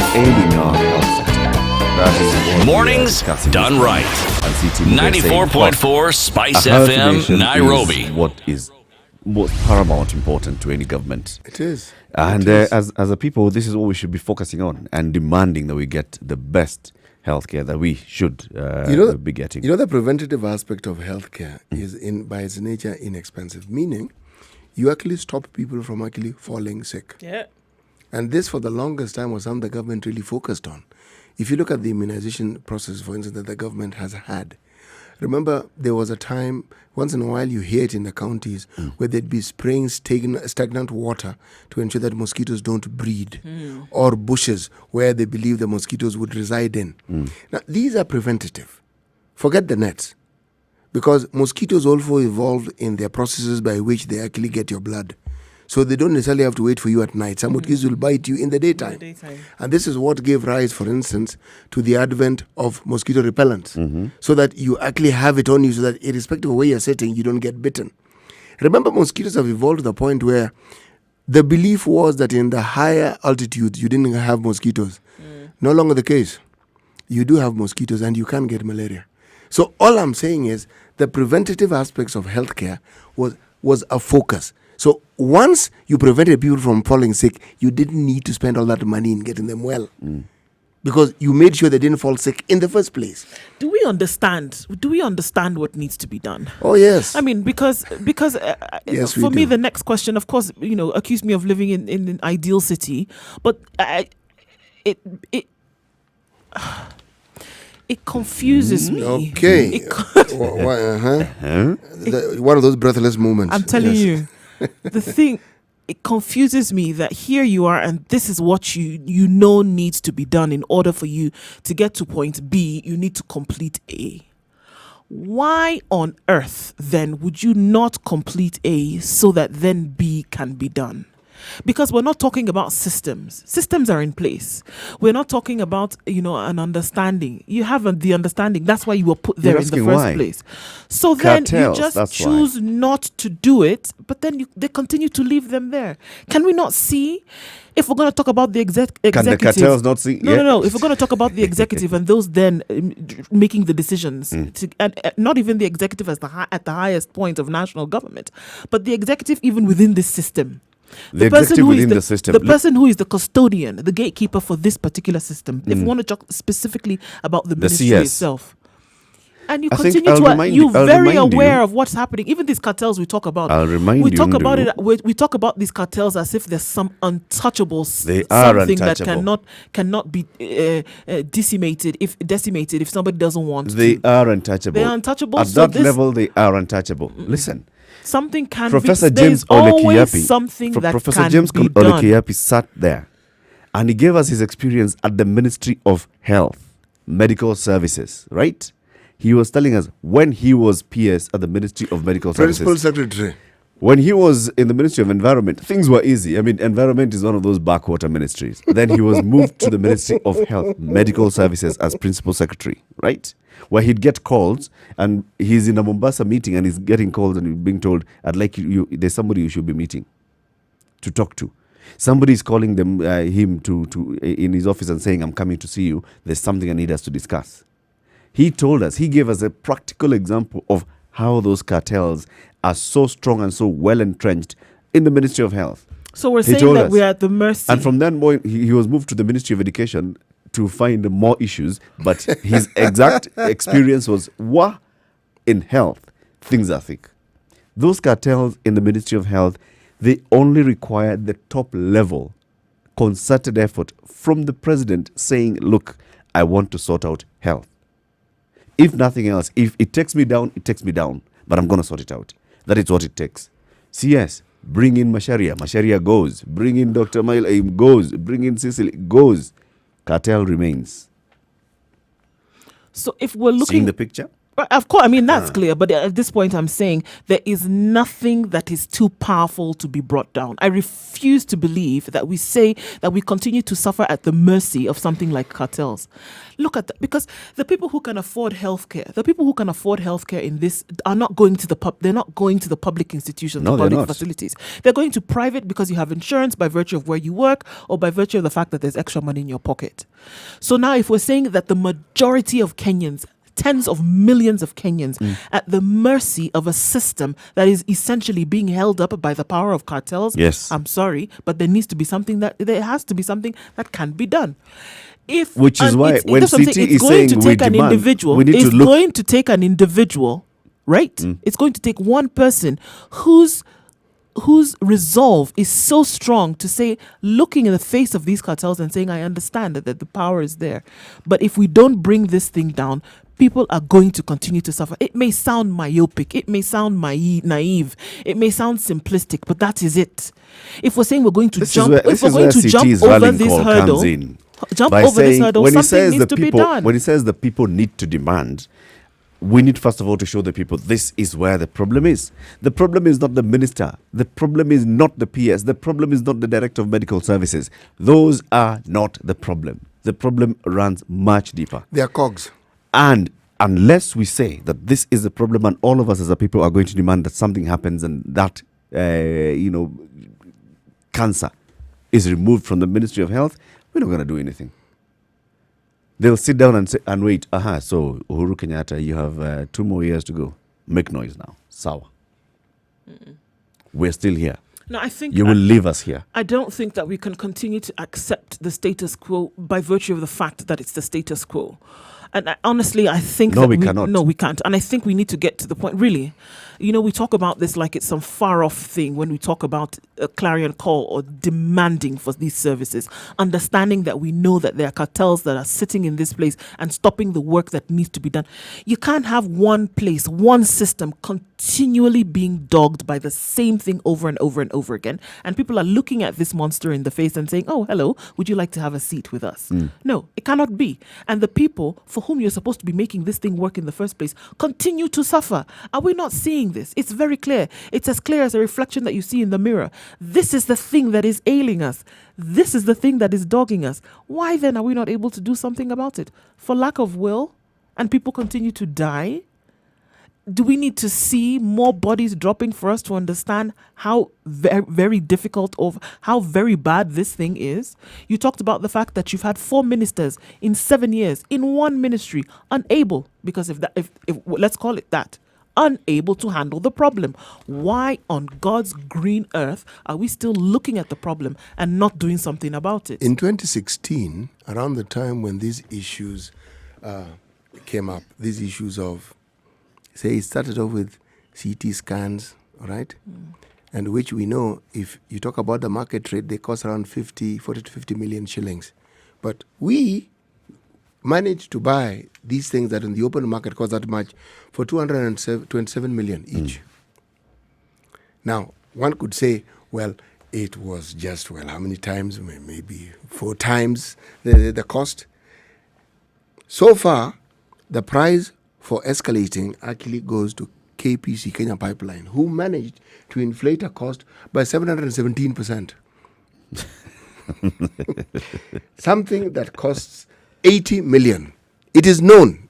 Market rate, meaning you bring it in, taxes, everything, we managed to procure it at 660 million. Now, I'm actually supporting what Eric is saying. This isn't just the people we know who run the ministry. In 2016, there were over 15 articles that appeared, say, in the media. Around that age, from the 26th to the 30th. And they were all talking about this corruption, mentioning this, mentioning so and so. That then Minister Mailu saying, I will not resign. People coming in and saying we must prosecute. Some are saying IFMIS. That's the problem. It's been manipulated. There's double payments. IFMIS is a gadget. It does what you tell it to do. Yep. Yes, it's not as though, these artificial intelligence movies where the artificial intelligence starts thinking on its own and takes over the functions of human beings. If Miss has not gotten to that point. It hasn't gotten to the point and it won't, because that's It's not just a an movie. AI machine. No, those are movies, okay? Now, some even went, one gentleman who is now a current minister in a certain ministry was quoted as saying, the reason why we have all these problems in the Ministry of Health is because of the huge allocation that the Ministry of Health gets. That to me took the prize. So, yes. He had a point. I agree with him. Extremely valid one, because it's attractive. There's so much money here. That was against the backdrop. And it starts from the point of, why is there so much money? Yes. It's designed to have so much money. It's designed to be dysfunctional so that money can go from the very top. In fact, the comparison to that, again, that period was, they compared this and said these scandals have even gone beyond the scandals they saw in the youth ministry. It went. Now, it isn't highlighted, but the issues that bedeviled the Ministry of Health actually were more than what we highlighted in the youth ministry. But there was back and forth, ministers were changed, and so you associate a problem with a minister, and when they're not there, the new minister comes with a new narrative of what they're trying to do. So you forget what the debate actually was. Yep. And why you quickly forget it, because a new problem arises. Things move. Yes, and a new problem arises. The old problems really never go anywhere. The issue of the 5 million shillings and the audit, what the Auditor General brought out. B. Did I heard what is a million? No, billion. I was going to say 5 million is no. so little. What are you even What's making the noise problem? about? Yes, Yeah. billion. What's the sorry. problem? That matter was never actually ever really resolved. Nope. And the then minister said, well, likely he agreed with, again, Mailu, he agreed with the audit. We don't know whatever came of that money. We don't. And so all these other things that kept just piled on top of the others, and none of them to date have been resolved. None. Huge amounts of money spent on things that are supposed to actually look after the individual. Now, look, this is where And now now there's a new project, very, very good project on paper. We need to roll out universal health coverage countrywide. Yeah. 47 counties. How much do we need? Now, let's look at the 4 counties that we piloted. These are the challenges. So with this amount of money, we were able to only cover 40% of the intended outcome. So let's double the money per county IMF so that it can work well. Yes. Let's get the donors to give us more money. This is going to give out so much cash to these faceless people. 50 billion You will wonder what is exactly what the you're doing in donors this want to country. give us to help roll out this. Imagine. Right? Now you tell me, the HIV funding that we've received hit 700B. Yep. What is the one thing, apart from getting people well, you tell me the one lasting thing that it actually managed to achieve, that we can look at and say, we achieved this. You think Sustainable. you think 50B is going to do it? It won't. 50B will be nothing. It won't. 50B will first of all connect, it'll be interconnectivity, infrastructure improvement. This particular health facility here in Garissa County requires electricity. The nearest infrastructure, the nearest pole is 100 meters. That is where the money will go. We'll go. First of all, to get things running. And then for training of trainers. The No, TOTs. no. Meeting to determine the number of trainings that you require. Yes. Subsequent meetings to ratify what was discussed in the What was previous discussed. meeting. Meeting to discuss rollout. Identification of TOTs. TOTs. In all the 47 counties. Money is being spent. And then identifying the key areas and the benchmarking that will take place. Citizen public participation. But money will be that 40 billion can go without even one thing being done except people talking. Gone. And then you'll buy some few kits. Yes. At inflated costs. When you're talking about, now the volunteers. Remember, the deputy governor of Nyeri was telling us the volunteers are given us simple kits, Right. which to test, just doing the basic tests, pressure and such, and temperature. Let's buy the kits, send them to 47 counties. 50 billion, we need more by. This has only covered 22 counties. We have some 23 counties, 25 counties that are not covered. Please give us more money. This money is going. The problem of the health ministry is not the plans. The problem of the health ministry is not the minister. The problem of the health ministry is far deeper than that. And it would only take a lot more of noise for that thing to be broken. What the deputy governor of Nyeri was discussing here was something that was researched upon, and the findings were extremely positive. It was called ICCM, Integrated Community Case Management. And there were 3 basic diseases that you are supposed to diagnose at a community level, and you are taught. Malaria, diarrhea, I forgot the third one. But it is something that you could not just identify. You had the kits to do the testing, and there was a second level where somebody had the basic drugs. Within the community, no one has gone to hospital. Yeah. By the time you're going to hospital, you're going to a dispensary. It's gone beyond, and the call would be there, and the person managing the dispensary is there. You would know. What it found, if you look at the cases where this particular research program was rolled out, it reduced hospital or health facility attendance by up to 75%. Now you ask yourself, and all you require is to pay that particular volunteer 2,000 a month stipend for transportation and so forth. And if you look far enough, you can find willing donors to support that sort of program. Absolutely. Why aren't our counties supporting or adopting this? And it's basic, and there's no county in this country that you tell me does not need that sort of service. They all do, because they all have rural areas, and they all have poor people, and they all have diseases that can be managed at the preventative level. Something this basic and which has been proven to work, why don't they adopt it? Tell me. Actually, the Laikipia governor, Derito Muridi, told us they've adopted that, and it's working perfectly for them.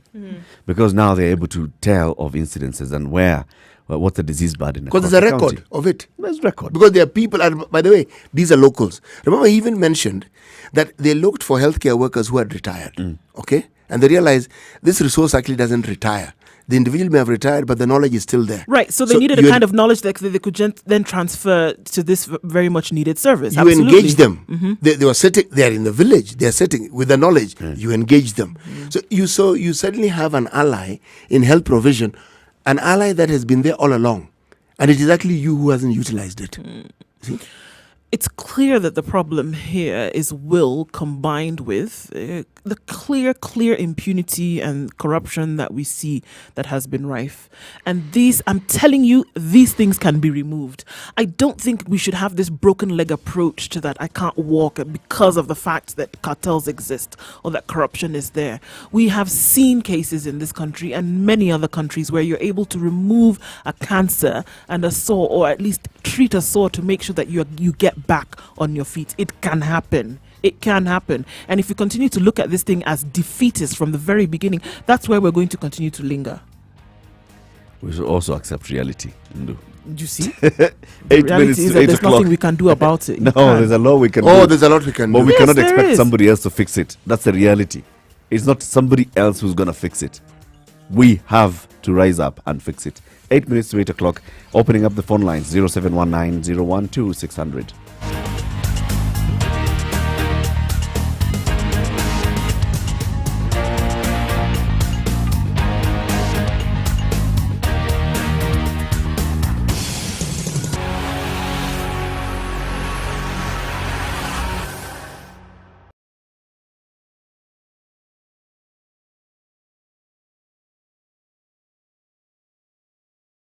Family is where it all happens. The highs and the lows, the cries and the laughter, the good times and the bad times. We are family, and from us to you, we give you the very best of wholesome television entertainment. KTN. Welcome home. KTN Home, available on DSTV channel 272, Zuku channel 12, GoTV channel 92, and one Bamba of the channel best 1. things that one does when one talks of benchmarking or best practices, look at people who work within the same space as you and what they've done successfully. No theorizing here. Laikipia has adopted something which was piloted in Turkana, it was piloted in Homa Bay, with similar results. Turkana, as far as I know, have tried to implement it. I do not know how successful they have been. Homa Bay did not implement it. And they could have. There were promises. They actually didn't. What I'm trying to say is this. If we have seen counties implementing these things and discuss, there's this Council of Governors. These task force that we keep setting up, health problem in Laikipia will be a health problem in Wajir. It will be a health problem in Kisumu County. It will be a health problem in Kitui. These health problems are similar. Do what needs to be done, and where you've just copy paste what you've seen working somewhere. Nothing esoteric, nothing too fancy. How has it worked? This is what we've done. Now, that's where the issue of the will comes in. If you have a situation, for instance, right now, Kisumu County, we have a problem yet again with health workers. There are issues. They have issues with pending bills that have not been paid. Now, this is something that the executive within the county can sort out. The problem that other counties also have. If they don't have the will to sort it out, then again, somebody may argue, but are we fomenting revolt by saying these things? Actually, no. If those in charge and those we pay to do these things did what they were doing, our conversation would be different. We'd be talking about the wonderful things they're doing. And absolutely. We wouldn't be discussing that. We're talking about things that by the time you've reached self-actualization, there's certain things that you've covered. Your food, shelter, basic needs have been covered. And then you can be talking about other things. Kenya perhaps landing a spaceship on the moon and things like that. But we can't go there. We can't be discussing things like that because the basics, the nation is crippled, lying on its belly. Something as health cannot even be taken care of. You can't be... No, of course the conversation would be different. We wouldn't be discussing these things if they were in place. And this is the thing, the very simple science of development. Development begets development. That is how it's not complicated. It is not. That is how it works. That is how it is supposed to work. Interestingly enough, just this morning, of course, it being our morning and being the evening in the US has now discovered a case of coronavirus in California that is not linked to any kind of infections from mainland China. Given the examples that you were given just now, Eric, they know where this individual went. They know where he was a month ago. They were able to track because of the systems that they already have in place, so that by the time something like this comes, the early warning systems that they have in place, they knew that there would be a time where something like this could happen. And they were prepared. And they were prepared. Yes. So now it has happened. An individual in California, having been confirmed with this case, they now lean on those systems which are working to then be able to mitigate this problem now. And they already know what they are going to do. They know what they are going to enforce because they anticipated it previously. They had already set up what they needed. Can you imagine if the US, for example, is coming to tell you that in a dispensary they don't have water?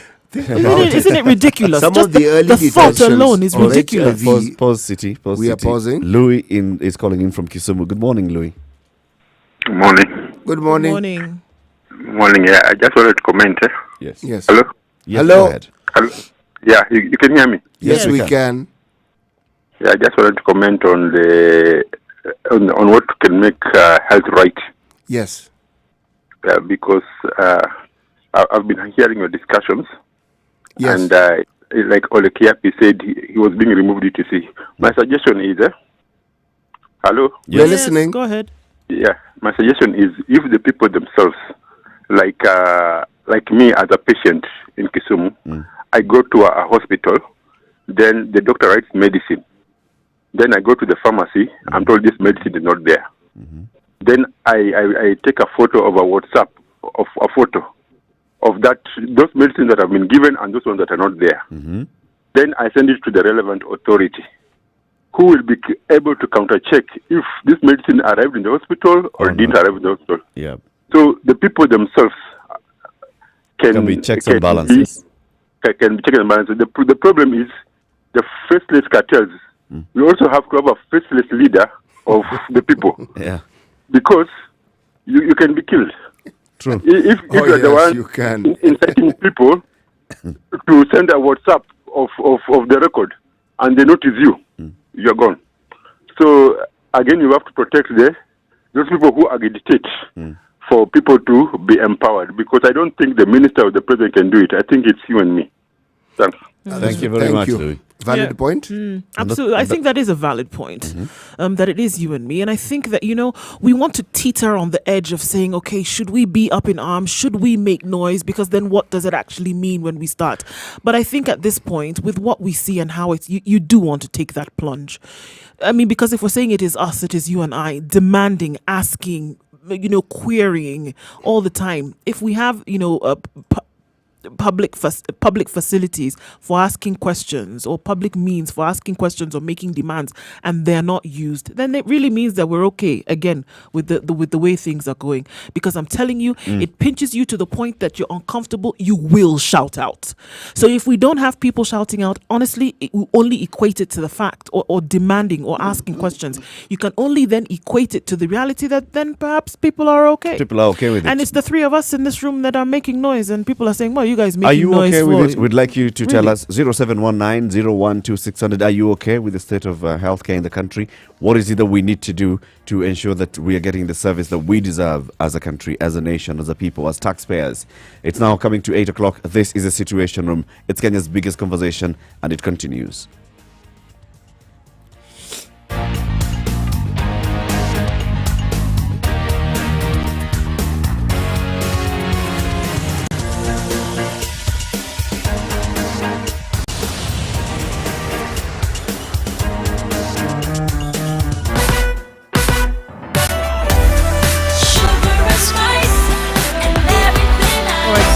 Taking a look to see if things have gotten a bit better. All right, let's see what the roads look like. Of course, Mombasa Road is still chocker blocked. It's bumper to bumper all the way from the airport junction this morning. Not looking much better, moving very, very slowly until you get to the inland container depot. And a lot of people are using now that option to get round back to Mombasa Road. I know that everybody on Mombasa Road is saying that they need to get into the CBD at some point today. But what we see is that there is quite the mess, and it's coming down. Coming down then past General Motors seems to be smooth until you then get to Bellevue, where then it takes on the more full presence. All right, looking at other parts of the city this morning, Thika Road, of course, all the way until the city, it is moving, but moving very, very slowly. Kankundu Road is open now. It's looking a lot better. And right around the Chiromo Road coming down from Westlands, smooth into the city. Let's look at the Eastern Bypass now, all the way from Ruai towards Utawala to Kayole Junction is a total gridlock. So it's moving much slower. Tell us what you see. Spice FM KE is how you can reach us on Twitter. We'll let you know what it looks like so we know where you can go or not.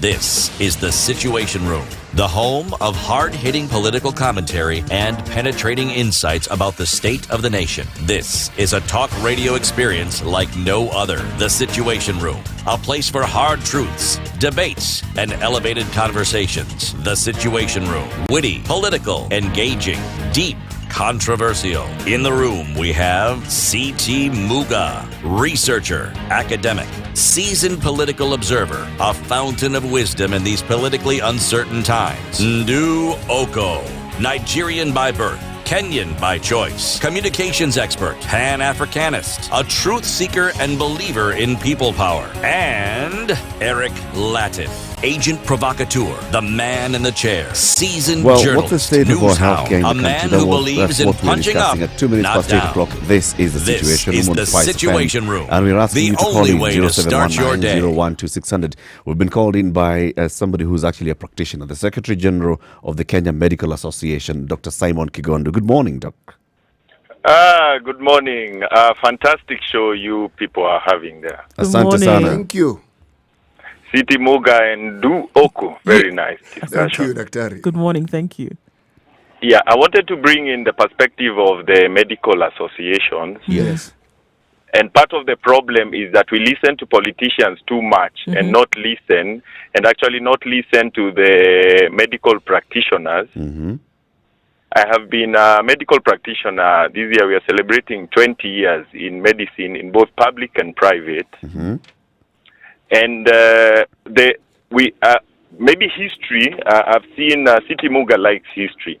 History should probably provide a basis for which between the year 2007 and 2013, yep, the PS of health had a performance contract that was escalated, that was taken down to the counties. mm-hmm, And there was a record of how things should be done. So, for instance, the PS performance contract, for instance, would be to reduce maternal mortality, mm-hmm, let's say.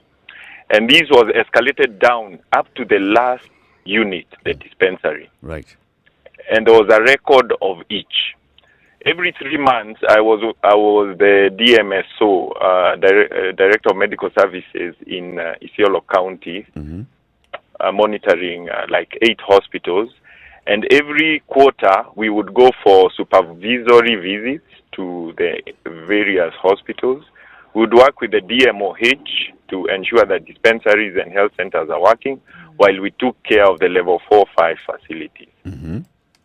The report from the Ministry of Health between 2007 and 2013, if read well, would provide a basis for health care, both supervision and improvement of the public health sector. Right. And the public health sector really improved because there was a record of what is done every quarter. For instance, if I give you an example, in the year 2009, for instance, we went to a facility in Meru called Mbeu, mm-hmm, as a supervisory visit. mm-hmm. And there, when we went there, we found 3 nurses seeing like 400 children. Wow. So we going to supervise discovered that the problem is not, first we had to see the 300 patients. So the supervisors divided themselves. Mm-hmm.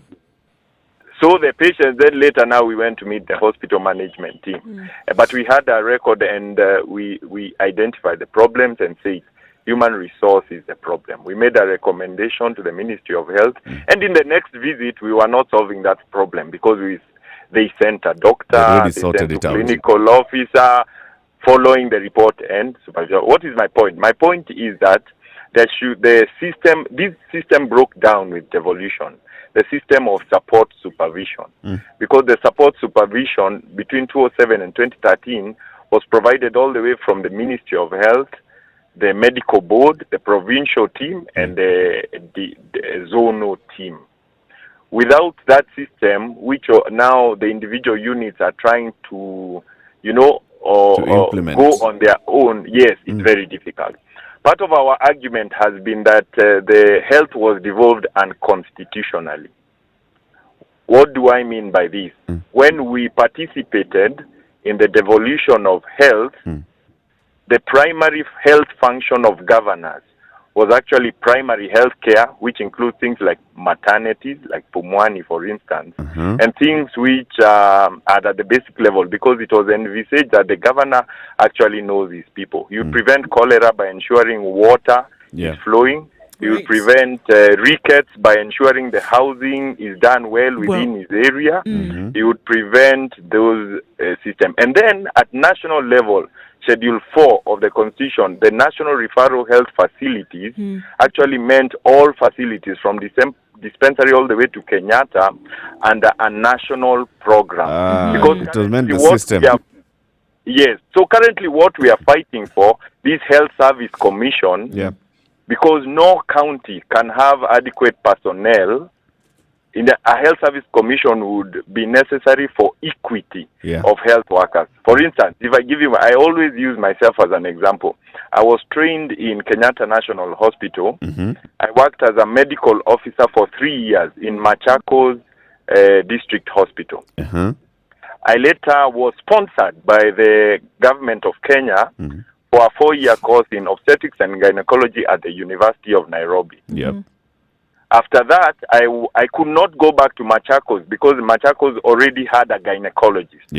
So I was sent to Isiolo District Hospital, where I became the first obstetrics and gynecology and actually only consultant And within 5 years, I had made the hospital into what is called an internship center. I had set up structures such that the hospital had got more consultants and became a training hospital for doctors.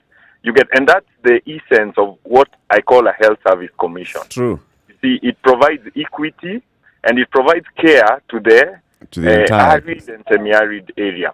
So when we look at health in the period 2007 and 2013 and adopt those papers, which sort of devolution has retarded, then we can adapt a good healthcare system. And when we listen to medical associations, like the Kenya Medical Association, then it becomes easier to the technical parts as opposed to the political parts. We tend to concentrate on politicians too much and not listen to the technical. And finally, let me give you now, before and why we say that the health devolution was, in quotes, unconstitutional, was because by the time devolution came, the then Director of Medical Services, was called Dr. Kimani, had set in place how health would be run in the country. And he said two things: the Health Service Commission to manage human resource and the medical equipment scheme. But when we came to June, after the governors came in and they went around looking and they saw there is no money other than in hospitals, they told the president that he is being unconstitutional and forced him to devolve health illegally, so to speak, because there was a legal notice of February 2013 that was not revoked. So the the presidency was very clever. So what they did, they devolved human resource, but they retained everything maintained else. The MES at Ministry of Health. Why? It's because if we look at health as a procurement entity, then human resource is, you cannot eat from human resource. Therefore, it was easier to retain the MES because it is something or something. And City Muga has said very well, the CT scans, because a company says that the doctors went on strike, said there was no CT scan. So someone comes and sells CT scans for 250,000 instead of 50,000. That is robbing the taxpayer. But it's because there is a procurement way you are looking at health. So the way we need to go currently is, one, allow the medical associations to actually guide the technical team, which we do. But the problem, they have no voice. When they say this, then they are not. Takes center stage. The politicians take the center stand. Daktari, can I ask you a question? Ask us, City. The obstetric and gynecologists have their own little club, isn't it? Yes, we have the Kenya Obstetrics and Gynae Society. What prevents you from being a powerful lobby group? Politics. What prevents you from playing politics? Our training. We are trained to be very good people. It's only recently we have discovered that you must be streetwise and start fighting. Good. We are trained to be merciful, and people take care of us. And for instance, you have businessmen who employ doctors because they know the doctors will not, they are trained to be nice. So, if, for instance, if you not necessarily toe the line, if you keep their money, what doctors, for instance, do, they just see you have refused to pay them, they move on. You get the point? Yes. And this sort of keeps bad practices going. So over the time, doctors we've been on strike. We've been on 100-day strike. And the public, like City Muga, branded us, branded that we just want money. It's just all about money. And so, but Dr. Kigondu, let me also throw in a challenge, going with the same what City is saying. If you look at that policy level and at the national politics level, how many doctors have we seen venture into politics and occupy very important slots in national government, in parliament? And let me tell you, we have also gone that route. In the year 2000 and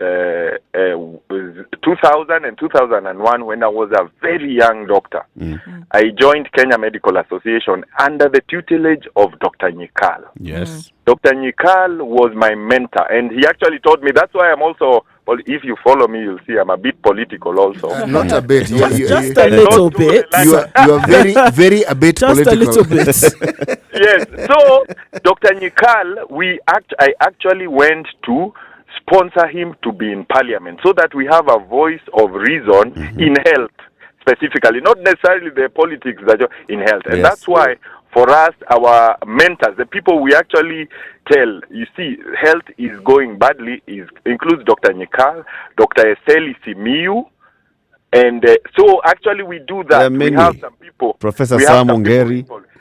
Professor, in fact, Professor Sam Ongeri was one of our. It was during his when he was Minister of Health that the terms and conditions of health workers improved. Kenya Medical Association actually wrote the blueprint paper that led to the improvement of the health worker terms and conditions. And if you go back to the Kibaki era of from 2002 to 2008, for instance, that is the time the terms of health workers improved, and a lot of people left private sector and actually came back to public. Joined government. Yes, and if you look, it is the people of that period who have actually kept health together. So Kenya Medical Association actually gave the policy direction, and if you look at it indirectly, we don't make too much noise about it. It is what actually made health. Yeah, I have made a movie on KMA at 50. Right. This is all we are saying, Dr. Simon Kigondu. The medical practitioners need to be more visible, more vocal. Yes. When you say that you're being drowned out of your own profession by politicians, and these are politicians who know nothing about what is going on. Yes. Yeah. Then at the end of the day, you are not getting the service that you require. We are not getting the value for money. And you're providing a disservice to the people because you are the experts here. Yeah. Let me give you the counter to that. And I gave you just now. In the year 2017, we got tired of these politics. And we went to the road for 100 days. Yes. But you called us that we just want money, and it's usually what I call phrasing. I know, and I agree with you. It was wrong, but you know what happens? It's because it was the first time. So when the doctors first went on strike, of course the issue that comes out is you're asking for more money, and then you go quiet on these other matters and what else you're doing behind the scenes. And you next time you come, because teachers have gone on strike asking for money, nurses have gone on strike asking for money. When doctors go on strike, of course it's going to be they're asking for money. It's because you're quiet in between. Not true. That is not true. From the beginning of devolution, we have had 52 health worker strikes. So you can't say it's the first time. 2017 was the culmination of tiredness. You get what I mean? Yes, yes. And so my point is this, and it's not a very easy answer. Part of the issues we are having is that health workers, when they do the right thing, sometimes even the economy, we need to bring in the economy to this. There's someone controlling the economy. There's someone who currently has ensured that our debt is 75% of the GDP. You see, it is not me, the health worker, but this affects health directly. Yes. Such that they go and then my cost of living is high, they are not increasing my pay, and it becomes very difficult for the common man to actually drive policy because it is, he first has to look for bread and butter, you see. Yeah. But my point is this. I think your show is fantastic. I think with time, it will actually change. When more people get enlightened, then when you get a group of people, then there are many enough, then you start changing policy and pushing politicians. Secondly, my point is that you need to start engaging medical associations. Like, you see, I cannot go to the street, but I can come to your show and actually give you a full talk and educate the public. That's my area of interest and profession. Well, I think it's absolutely, Dr. Kigon, I think it's absolutely important because at the end of the day, solutions are being sought.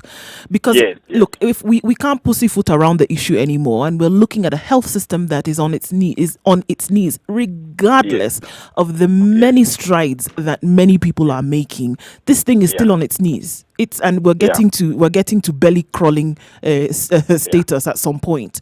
So solutions are being sought. answers need to be given, and the real situation, if we're going to look at this problem in the face and fix it, the time is now. And, you know, these are the answers that we're looking for currently. You know, Dr. Kigondu, one of the things that perhaps is not clearly understood, when you have someone perpetrating a crime and you have somebody who's seen the crime and says nothing about it, you're complicit in that crime. If medical practitioners, people who are actually trained and know that healthcare is actually in their hands, and they abrogate that position and leave it to no good politicians and no good cartels, then they are as much complicit in the problems we have as those very perpetrators that we speak of. Okay, so let me ask you, how do you want us to say, because we have, I can give you examples of all those issues, but at the end of the day, the politician comes out and what we call victim blaming. You see, it's very easy. For instance, you'll say, the doctor is not there. You see, you can't confirm that, but the politician has said it. Let me say two things, Daktari. One, grow a thick skin. It can't be that every time someone hurls something at you, you say, oh, that's not no. Grow a thick skin and learn to give a rebuttal, number one. Number two, whenever you start something, 100 days is not enough. This is something you do daily. Anytime something comes up in the media, referring to doctors, Kenya Medical Association, jump in. Every time something, jump in. Don't leave any opportunity. Thought leadership. Yes. All right. Requires this, that you've got to be more visible, more vocal. Take hold of that narrative, because this narrative has been taken over for you. And we're going to be calling you, of course, after the show, because we're extending an open invitation to you. Yes. Dr. Simon Kigondu. So you can come in here and we have this conversation, not just once, but on a regular basis. Let's talk about, for example, the management of health workers countrywide. This thing of, Health Service Commission. The Health Service Commission. Let's talk about the Managed Equipment Service. So you're saying the managed equipment service had been mooted in the Kibaki years. It was implemented in these devolution years. Then, of course, it was implemented badly. Let's discuss those. Let's discuss the issue of the entire health system and what is required. I totally agree with you. Asante sana. And the Kenya Medical Association is open anytime, and I think we've actually pushed policy.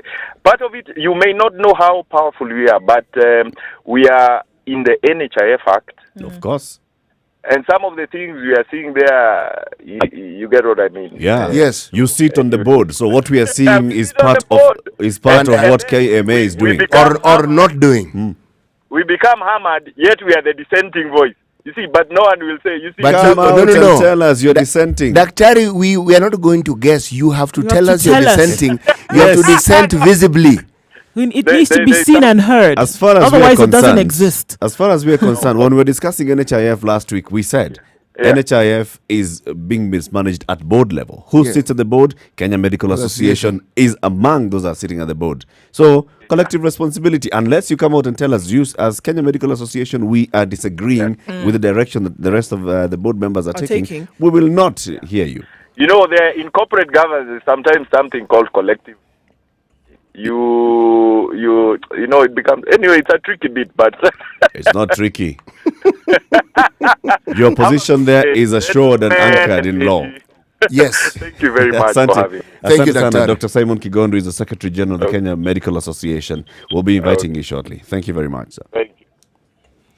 Well, it's a good thing that he's called in and, shed light on all these matters that we're discussing. And the issue of having the medical council at the very top, managing health sector and removing health sector from devolution, from it being devolved, has been canvassed by doctors left, right, and center. And of course, Dr. Kigondu has told us when we challenge it, because I always keep saying, if I look at the National Assembly, some of the senior members of the National Assembly over the years have been doctors. So we have, and he's now told us, Dr. Asieli Simiyu. People forget, Dr. Boni Halwale is also a medical doctor. He's a vet. Brother, he is a medical doctor. Not a vet. Not a vet. No. I know you relate him to bullfighting. He doesn't treat bulls. He's a medical doctor. All right. Yes. So then we have all those. We have Professor Sam Mogeri and the others. Doctors. At the cabinet level, how many doctors do we have? We have had doctors at cabinet. Yes, we have. Right now, we have a medical doctor who, yes, he's in education, but he's a senior medical doctor in this country and medic in this country. He sits in cabinet. So it's possible for this profession to actually, even by saying that the Kenya Medical Association can sponsor its members to have more representation, more voice in the National Assembly, in the Senate, at the county levels of government. It's possible. What is of interest is this. You see, this Kenyan trait of self-preservation, enhancing self-preservation, and it being manifested by silence. Our people need to know that you are as complicit. You aren't lily white, neither are you cotton white if you keep quiet. You are as guilty as the person who has perpetrated it. And if silence exacerbates these situations we keep talking about, then those who are silent and are able to actually raise their voices are equally complicit. Let's play our role as well. Yes. We've got the platform, and this is the platform. We are extending. This platform is actually created so that we have this kind of conversations. And we thank you very much, Dr. Kigondu, for calling in. And we'd like to have more. We have this conversation with Dr. Kigondu, the Kenya Medical Association.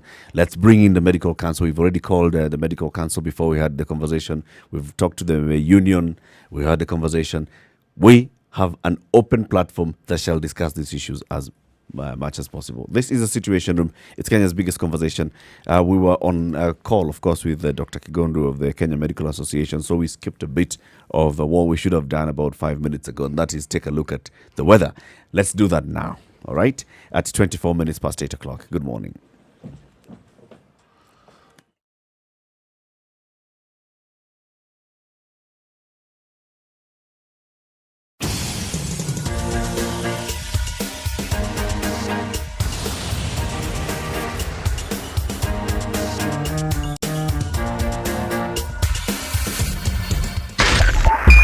Spice FM, Nyeri.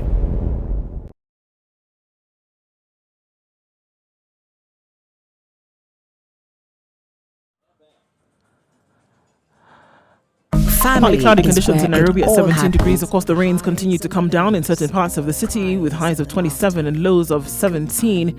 At 18 degrees in Nyeri, mostly cloudy conditions. Rain expected there later with highs of 24. It's mostly cloudy in Eldoret at 17 degrees. Rain expected later as well. In Mombasa at 29 degrees. Showers coming in at 32, the high. 27 degrees in Malindi at 37, the high, and the low of 27. It's mostly cloudy in Kisumu with highs of 28 and lows of 21. We expect showers there later as well. Showers expected in Nakuru later on with highs of 26 and lows of 14, currently at 18 degrees. In Kampala at 22 degrees, it's mostly cloudy. Rain expected later with highs of 27. It's 27 degrees in Dar es Salaam with highs of 33 and lows of 26 with showers expected later. In Johannesburg at 16 degrees, highs of 27 and lows of 16 with partly cloudy conditions. Rounding things up in the west in Lagos, clear skies at 27 degrees. It's going to cloud up later though with highs of 36 and lows of 27.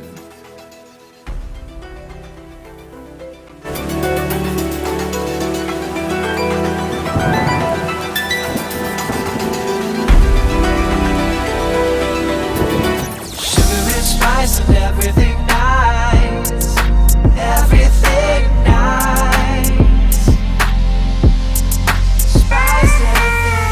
Spice up your life. Mature, intelligent talk every morning. Spice up yourself. Mornings done right. 94.4 Spice FM, Nairobi. On YouTube, Spice FM KE, and on our website, www.spicefm.co.ke. The Situation Room is Kenya's biggest conversation. My name is Eric Latif. We have Nduoko and CT Muga, who's raised the issue of our healthcare system in the country this morning. And CT, you're saying that it's upon us as citizens to demand more, demand better. It has to be consistent. Why it has to be consistent is because if you say it once, remember, we just had Dr. Kigondu telling us that they had a 100 days march, and then you protest for 100 days, and then? Well, they protest around the counties. Yes, then? We've had medical practitioners in Kisumu going on strike. We've seen medical practitioners in other counties, many counties going on strike, left, right, and center. At the national level, they go on strike as well. You see, what I'm saying is, it is important to make your voice heard and for your problems to be known. And if you express it through a strike, especially if you're doctors, it really bites. Yep. But you're dealing with thick-skinned individuals who know that strike will come to an end at some point. And then Do you see any notable change? No, it's business as usual. That's why you see further strikes.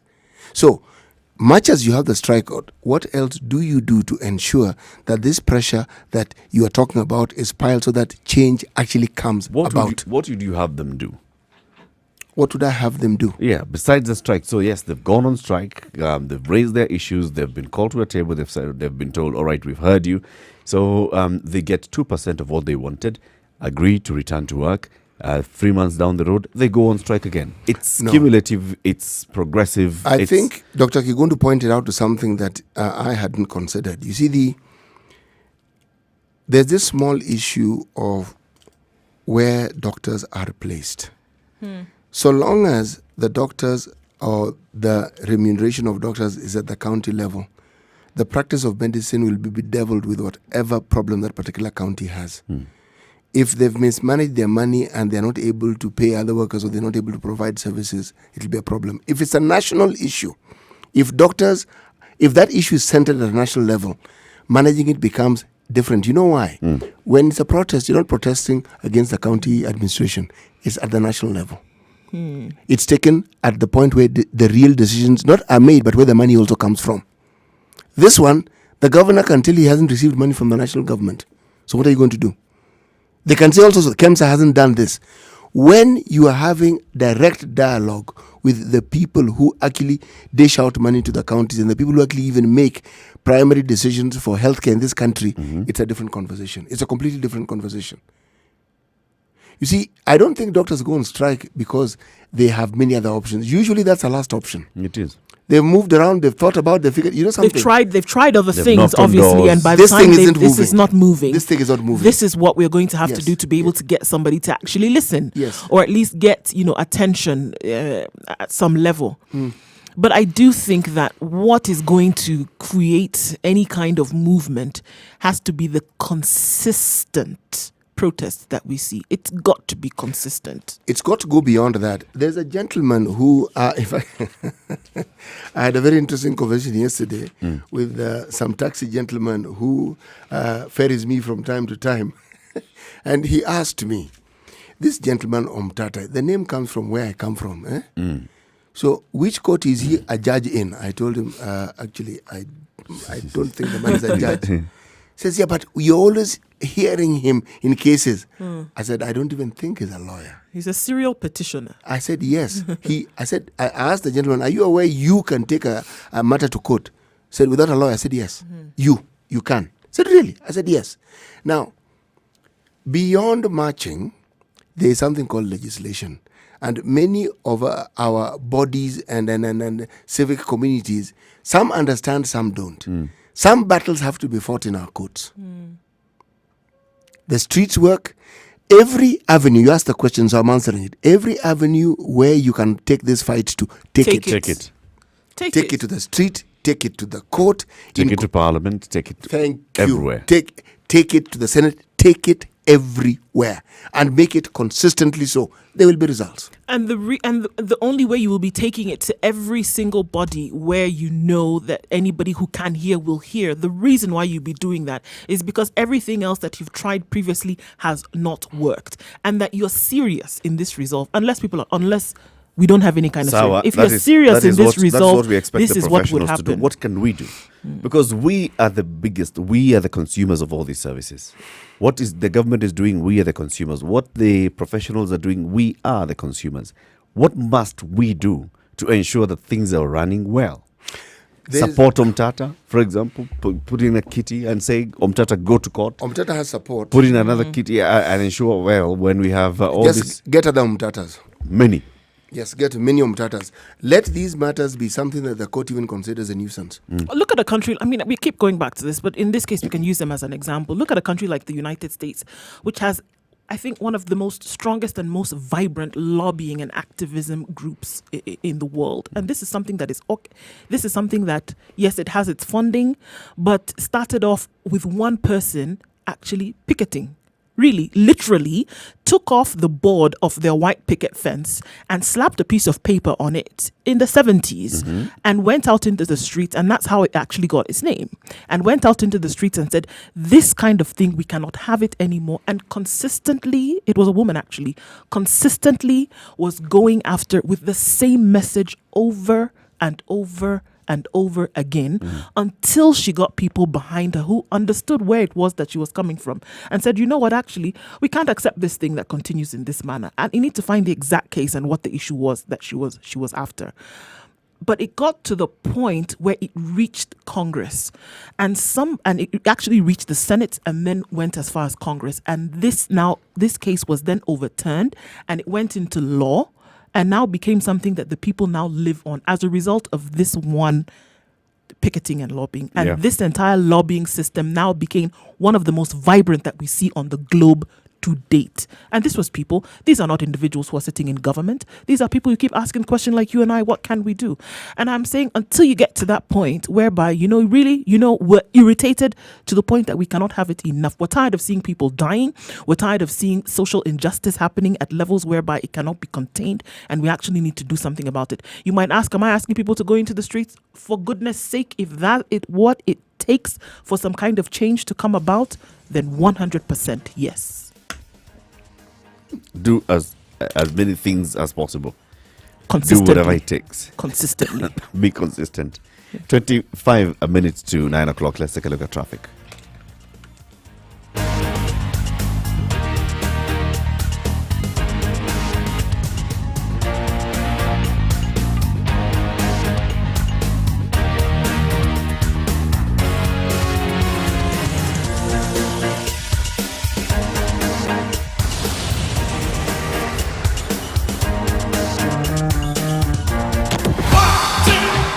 More of the timeless and greatest hits you love.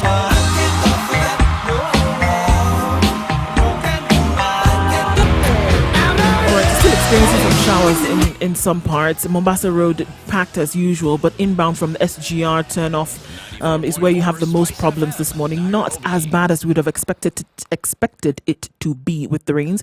Thika Road, of course, it's still raining in some parts, but then using the Dandora route to run away from the jam actually is something that people are using this morning. Limuru Road is messy all the way from Runda and into the city centre.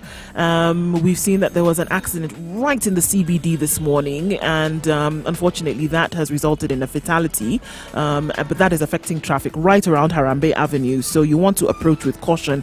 There's still rather Haile Selassie and the junction towards Uhuru Park. So you want to approach with caution, and there's traffic in and outbound into the city this morning. So if you're trying to get into the city and you can't, this is the reason, because of this accident that took place this morning. The eastern bypass towards Rai is not moving either this morning. It's very, very slow. And Langata Road, of course, is a hot mess in this cold weather. Spice FM KE, let us know where we can help, or at least give you information as to what is going on where you are. It's pretty messy around the city. Be careful, approach with caution, exercise patience. Those are my 3 words of advice.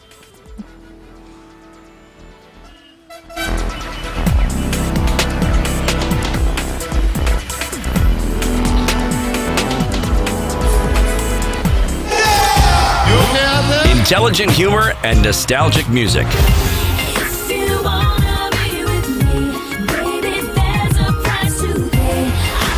me why ain't nothing but a ball. Yes, that's part of the show. 94.4 Spice FM, Nairobi. Mature, intelligent talk every morning. Spice up yourself. Mornings done right. So we've been looking at, what needs to happen. And I guess as we're wrapping up this conversation this morning, what really needs to happen? Absolutely. I think we need to get to the point whereby the irritation is so much. I mean, you want to scratch something at some point. When it gets so hot, what you do, you take off as many layers of clothing as necessary or as possible to make sure that, you cool off, or that something is done to sort out the problem. Are you promoting nudity? You've taken it into an end. If that's what it takes. If that's what it takes, this is what needs to be done. We saw it working. Oh, it worked. Yes, at Uhuru Uhuru Park. Park, we saw it working. Yes, it did. Yes, It did. worked. It did. Let's go to the phone lines again. Calling in from Magarini, our friend Sami. Good morning, Sami. Yes, good morning, everybody. Good morning, Sammy. How are you doing? Fine, my brother. Good morning, Sammy. Hello, please. Good morning, Yes, Sammy. morning. Yes, can you hear me? Yes, we can. Loud and Go clear. ahead.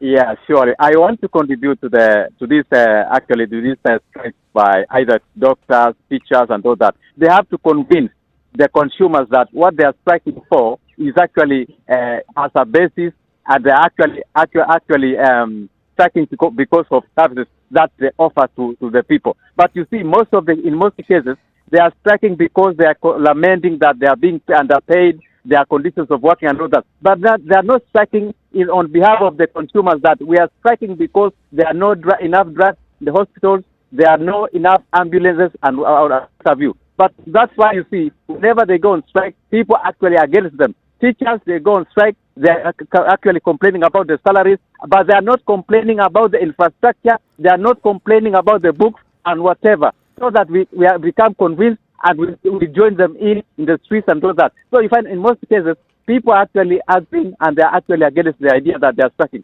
To be fair to them, Sami, many times we see, for example, when we've seen doctors go on strike, one of the issues that they raise, of course, is their welfare, their salary. But they also raise the other issues that affect their working conditions. So when you talk about, for example, the government is not financing the health system properly, when they say, I'm a doctor, I'm required to work and perform, I don't even have access to gloves or a stethoscope. How am I working? They raise these issues. It's just that they don't get amplified as much as they should get amplified. When you see teachers from Northeastern Province, for example, going on strike, and not necessarily about their salary, but about their security. Yes, I agree that 100% that sometimes, but not most of the cases. In most of the cases, they just be complaining about making complaints about their whatever their needs, but they are not actually complaining about the services that they offer. People have no beds, those stores, people have no drugs. They should actually complain more about our services than complaining about their salary. In fact, they are earning a lot of money. No one is earning a lot of money. They have the circles. They get money from the circles. They purchase vehicles. They build houses and whatever. So they should actually convince us that what we are doing this time round, we are going on strike, we are going to the streets because of poor services, that you don't get drugs and whatever. Yeah. But that's not the case with the doctors and the teachers. They go and in fact, most of these teachers, sometimes they are drugs, they are made into the streets because without their knowledge. Sometimes they are confused that, or they are fooled that, this CBA we sent to the government and whatever. But in most cases, there are no CBS and whatever. They should actually legal services from lawyers. Thank you very much, Sami. And well, good points well made. Asante sana. Have a good day in Magarini. Same to you. Asante. Well, as he was talking, I was actually thinking, what if one day you saw these unions coming together and doing joint strikes? It can happen. So, for instance, you're saying doctors, from teachers, across board, nurses, education, health, right, all coming together and saying we are fighting for our brothers and sisters. We are fighting for ourselves. Because the problems it is that not dog about them, the salary. The problems that dog them are similar in nature. Yep. If we're looking and at for the once, sectors, it's not they're going to similar be in about nature. salary. It's going to be about everything else. The working conditions. So we as teachers, this is it. What are the issues affecting us as teachers? What is it that is affecting us as nurses, as doctors, as, all of them coming together. And for once, salary, back burner. It's everything else. Yes, it would actually happen, but the problem is the central organization of trade unions in this country appears to be a department of the government of Kenya. They have some interesting utterances, and that's just it, utterances. And threats, will do this and do the other. But they cozy up to the government. They seem to participate in national politics, not politics for the workers, just national politics. Tribal politics. So if what you're suggesting would work, the first thing they would do is to make sure that they exclude that leadership, because they would more be a bulwark and a hindrance to such a progress than a help.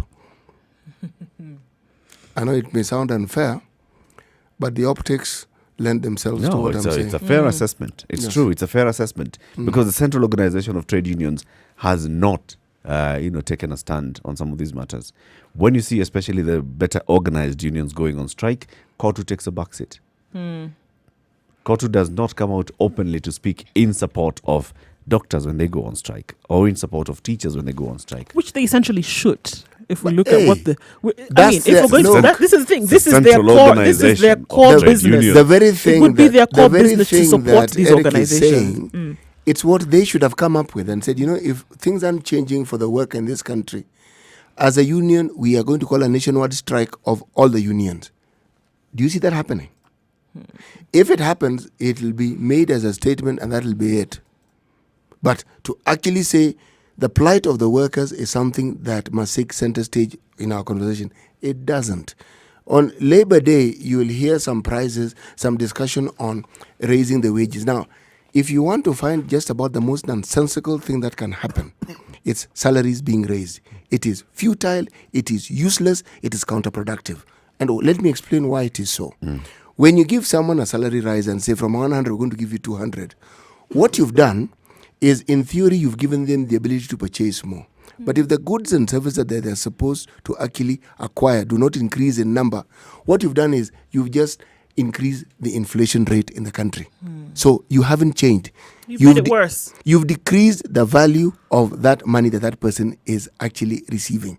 So he can purchase less with more money. So how have you helped this person? You haven't. Karaoke is calling in from Wakulima Market in Nakuru. Karaoke, how are you? I'm fine, thank you. And are you? We are fine. We are fine, Karaoke. I want to contribute towards the health facility.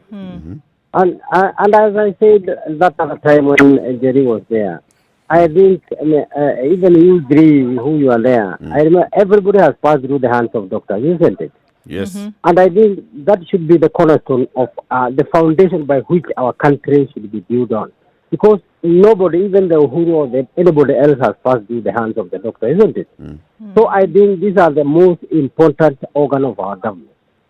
But by the look of things in this country, as you have said there right now, the KOTU does not support teachers the doctors the way he is supposed to. Because according to City, in fact, I support him because if you look at my friend Tuoli, who is the Secretary General, I think he is a part of the government. He is not a part of the opposition. Yeah. He is not a part of a person chosen to defend the rights of the workers.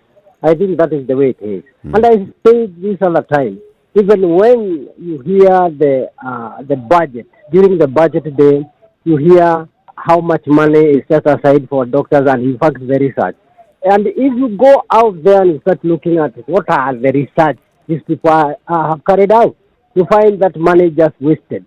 No research is done, and in fact, these are the important steps to the government that we should be improved. Yeah. Because we need research, isn't it? True. We need more researchers, and in fact, we should put more effort on the part of the Medicare. I think that is the best way. But to our country, let me say, as Wanjiro Wikonyo said yesterday, I think we should all come out to the road and get this government out of power. We should come out with the fresh blood. Do you think I just want to ask a question. I mean, just looking at, we always talk about the situation on the ground, and I continually say that, people are not at the point where they are tired or they have had enough. Because if they had been, we would have seen a different situation. Do you think that people have had enough? Have they had it to the point whereby they're ready to be up in arms and open their mouths and say, look, something definitely needs to be done about this? The problem is that if you come to the ground the way we are here in the ground, even right now, somehow people are confused with the BBI. Yep. And I've been telling them, I've been going around the market and telling them this is a monster that is coming to make us more slaves than we are today. In fact, they'll come up to a point whereby I think they're going to put Ire Nyoroi Kwenaeko kwa mguu so that you can monitor the person what he is doing during slavery. So what I'm saying, the people are fed up, but they're just waiting for a messiah to lead them. Yeah. That's what they are waiting it's for. It's leadership Somebody that's required now. To ignite them to come out of your job. Let's forget about this. I've been telling them, we we are slaves. And if we pass this, we are going to be more slaves than we are even today, because already we are slaves in this country. But if I tell somebody like that and I start explaining on how slaves we are, sometimes they do not understand, because many of our people are busy trying to get the little they can. Yeah. To get by for the day. To get by every day, absolutely. Of course, if you come to the ground, there are many people who cannot even afford a plate of food, my dear. So I think the time has come for us to rise up and do it And the take Arab action. way, the Arab Spring. Karaoke, thank you very much. Exactly. Asante sana. Thank Let's you. cross over from Nakuru and go to Mombasa. Javan, good morning. Good morning. Good morning. How are you guys? Good. We're fine, thank you. How are you? Yes, you and me, I'm fine, thank you. Good. You guys are doing a very good job. Thank you. And there's one thing I want to be out of line a bit. What is ailing our country is when the government went to bed with religion. Because people who are leading the church, people who are leading these people have all the power to just tell people what is going through this country is wrong. That's why you cannot even stand and say we don't want this, because they'll just tell the church leaders, oh guys, just tell this is the thing you should preach to people. So it's even as for us, it is hard even for us to just start thinking like, this has to stop. Because if we will continue electing these people, because the church has told us to do that, I think that's where the problem. And this issue of religion, you guys started it once, then it's mulimaliza rakaraka sana. Haikuendelea. I think this is something that you guys should start discussing from saa 12 paka, and you'll get, because Kenya, we need to wake up. We will. For how long will we cry? We'll cry. So you think our religious leaders have been compromised? Of course. What would it take to change that situation? Sometimes, I even think of even starting my own church, as in just to start giving people values. A different conversation. Yes, because if we get it right, from how religion is, things will be okay in this country. But because of that, because these are the people who have multitude. Like, for example, Pastor Ngang, the following that guy has, Kanyari. These are people, and there are few. The government just calls them and tells them, oh, hey, what do you want? Go and preach this. This is what. And at the end of the day, you'll end up picking the same people. Right. Because the pastor has not done this in the church. So I think when we get it right in our religion... Javan, I've got to call you out, though. I mean, I think you're going very conspiratorial here and pushing it to the other side by saying that the government is, calling the church ministers and telling them what to tell the masses. I think it's conjecture. It's something that explains a certain position that he'd like, but there's no evidence to actually. Or do you have any evidence, Javan? Evidence about religion. The conspiracy between the government and religious leaders. Let me just say, for example, the reason why NHF cannot even grow, it's because we know what is going on. Yes. And after knowing what is going on, because you cannot speak. Let me put it like this. For this issue of bringing out drugs, do you think the cartels that are here? See, these people they own the private sectors. How will they allow for government or hospital to prosper? They will not, because that's why they want to kill the NHF. They want to kill, so that at the end of the day you go back to their hospitals. Actually, Javan, if you look at the playing field of the health sector in this country, there is room for public participation, there's room for private participation. There is room. It's just a question of offering the citizenry choices as to where to seek health care and the value, yes. Our contention was primarily with public service that you are supposed to find in public hospitals. The private hospitals take care of their interests and take care of their business. And the reason why they've gained traction is because the service that people expect from public hospitals is not received. So they are forced to go elsewhere. Now, our contention was that the government has a duty and a mandate to provide this basic right to its people. It's a basic right that everyone should have, basic. And it's not something you can change or alter. No, and in the event where it's not being offered, the citizens then have a right, and actually, I would say go as far as to say a duty to demand said services of the government. But we've been brainwashed.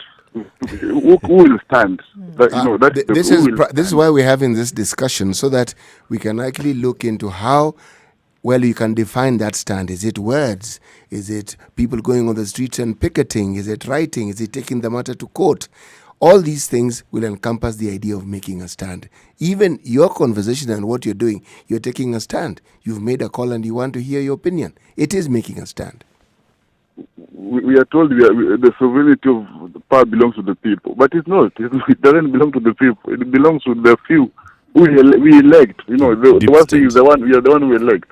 We want to encourage you to offer your views, and we also want to encourage you to listen to us dissenting the views that you have, because the very thoughts that you've just put forward have been countered by very many people in this show who think differently. But for the conversation to continue, we must have views like yours and many others. Yes, and others.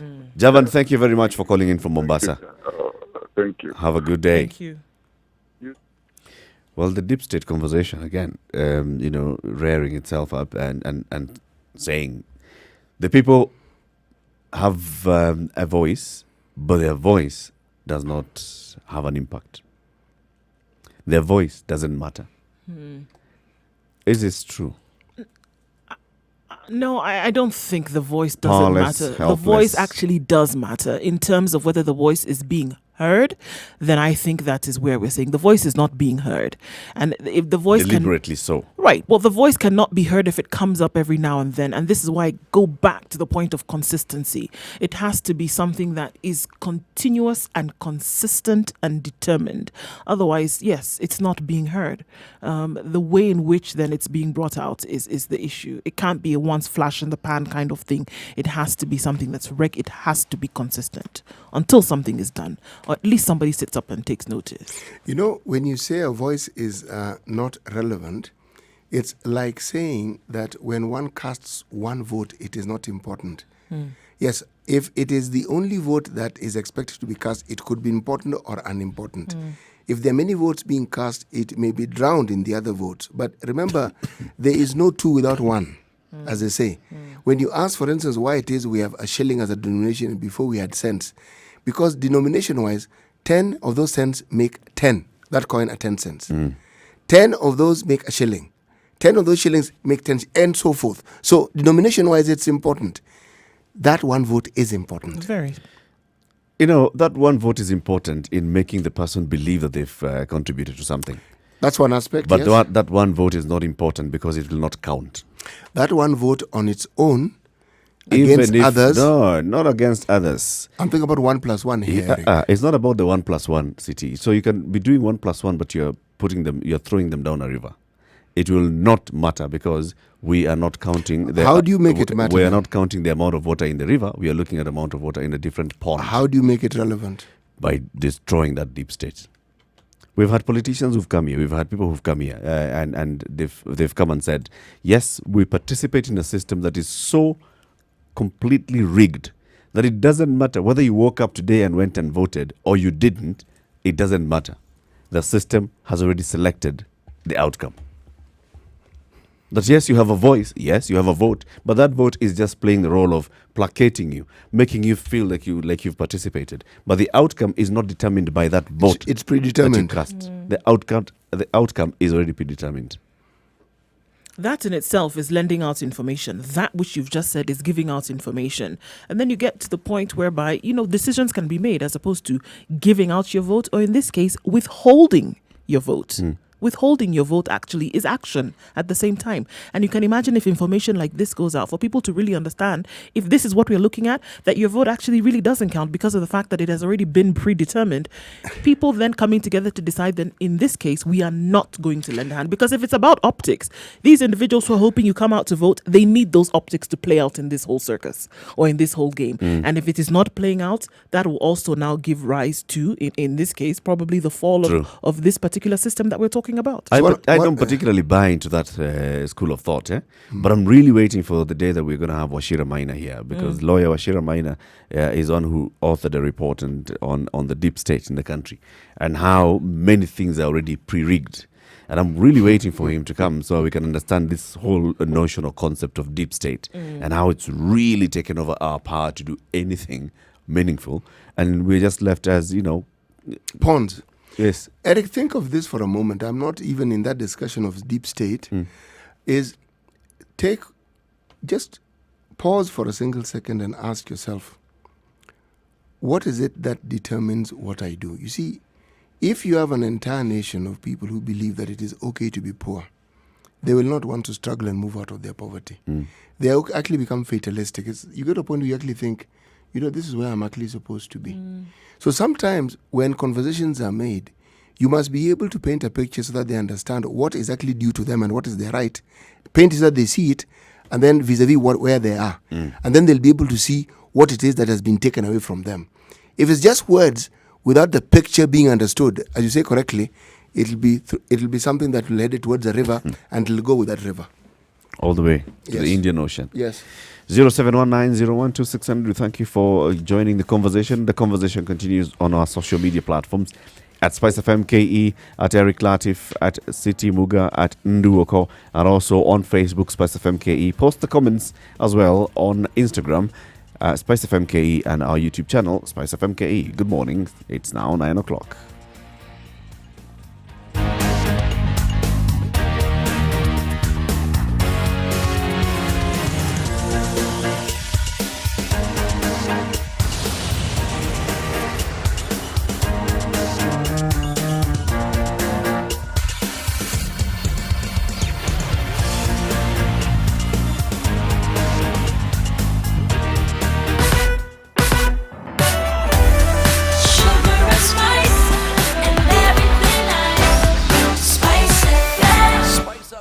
Taking a look at how things may have changed a little bit. Ngong Road traffic is actually quite up there this morning. Limuru Road from Ruaka, of course, experiencing unusual traffic this morning all the way down past the village market. If you can use an alternative route, please do so. Thika Road, people have been able to take a nap and actually not moved, trying to get into the city centre. Mombasa Road, right after Bellevue, is packed as usual, but inbound from SGR is okay at that point.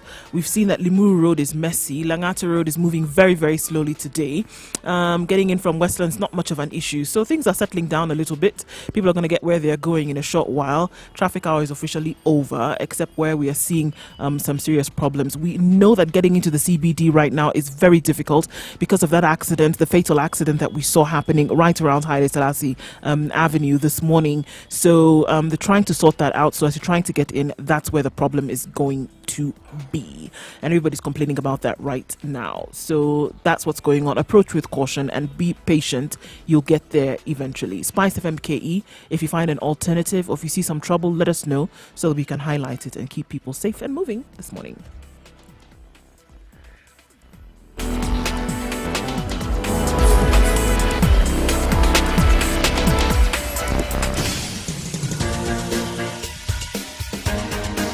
This is The Situation Room, the home of hard-hitting political commentary and penetrating insights about the state of the nation. This is a talk radio experience like no other. The Situation Room, a place for hard truths, debates, and elevated conversations. The Situation Room, witty, political, engaging, deep, controversial. In the room, we have C.T. Muga, researcher, academic, seasoned political observer, a fountain of wisdom in these politically uncertain times. Ndu Oko, Nigerian by birth, Kenyan by choice, communications expert, Pan-Africanist, a truth seeker and believer in people power, and Eric Latif, agent provocateur, the man in the chair, seasoned journalist, news hound, a man who believes in punching We up, are not broadcasting down. from Nairobi This to the is entire the Situation world via Room, the only way to start your day. Wherever you are across Kenya, if you're in Malindi, you'll find us on 97.7. If you're in Nyeri, we are on 90.9.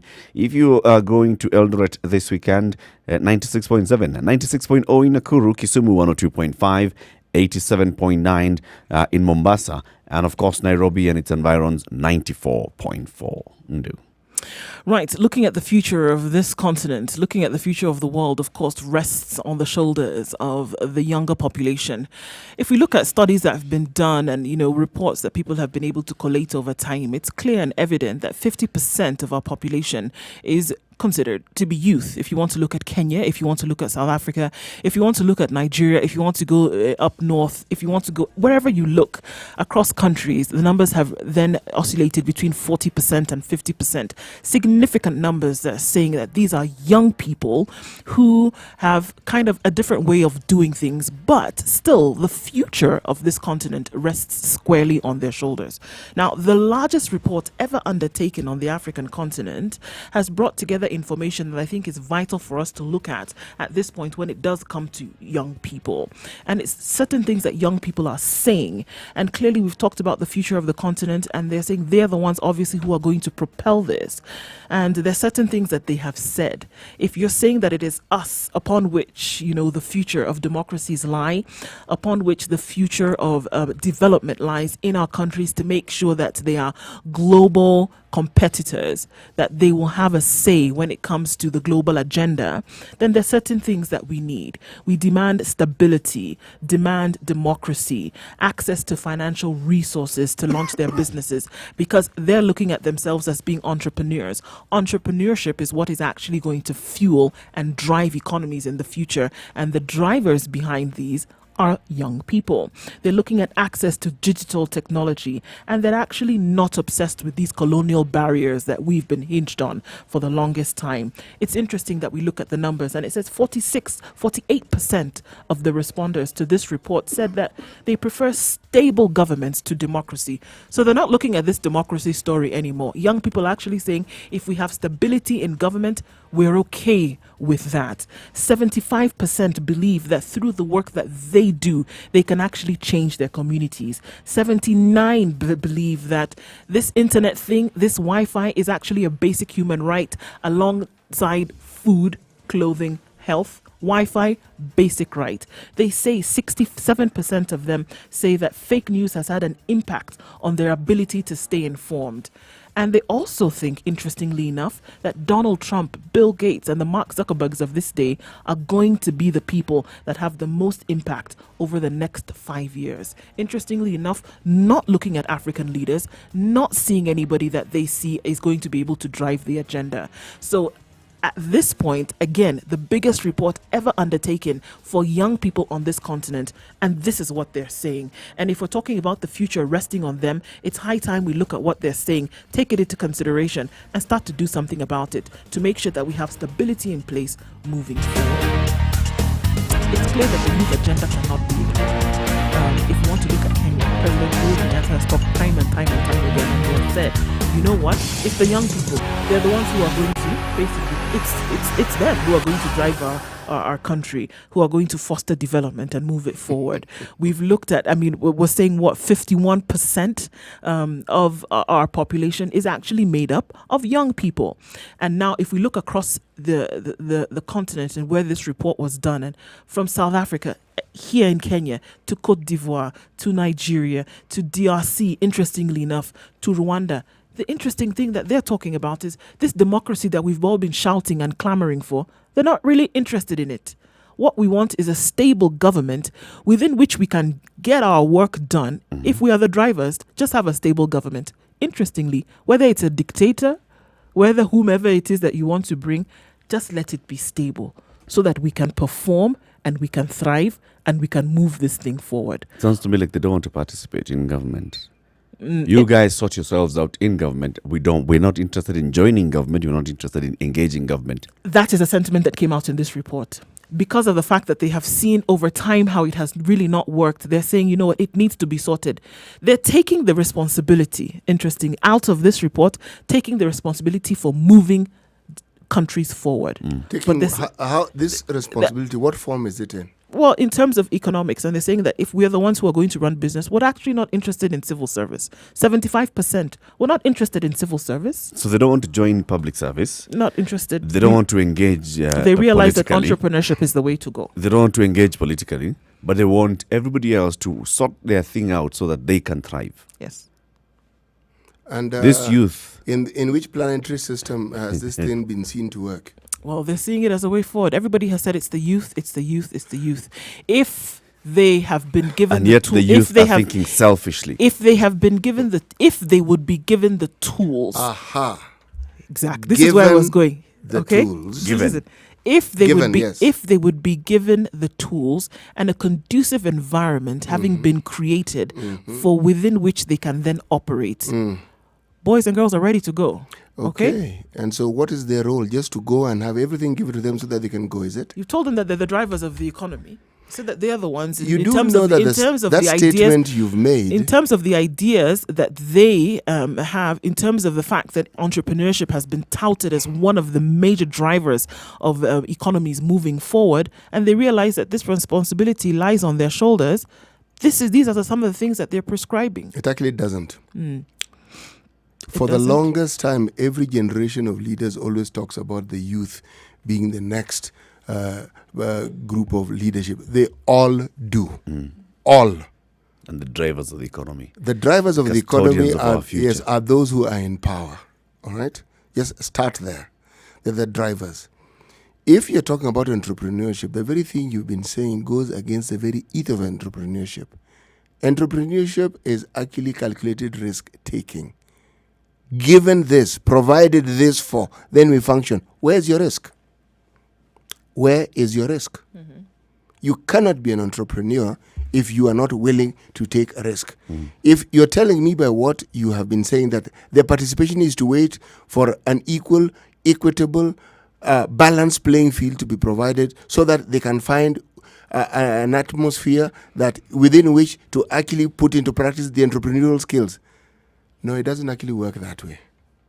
Entrepreneurship doesn't work that way. What you do is you actually create your own ecosystem. If you want it to be entrepreneurial, you start by saying, what do I need to do? What do I need to ensure that I have? Not is provided for me.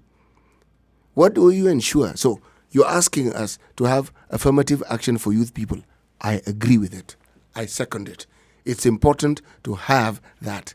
So the discussion I would have had is, so what do we need to do? So that one, we get the youth to actually understand what entrepreneurship really genuinely is.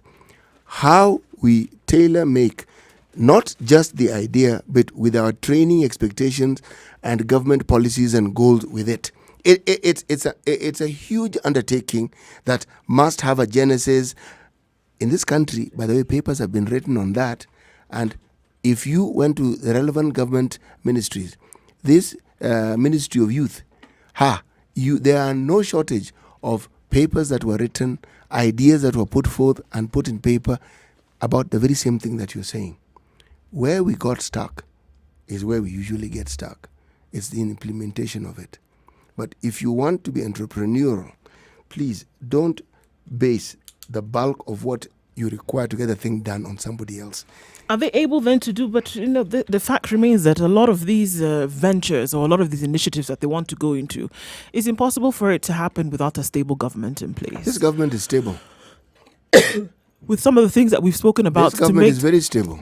We're looking across the continent because political stability. This report was continent. Everything. We are economically this report stable. Was continent wide. Stable. This report was continent wide. Yeah.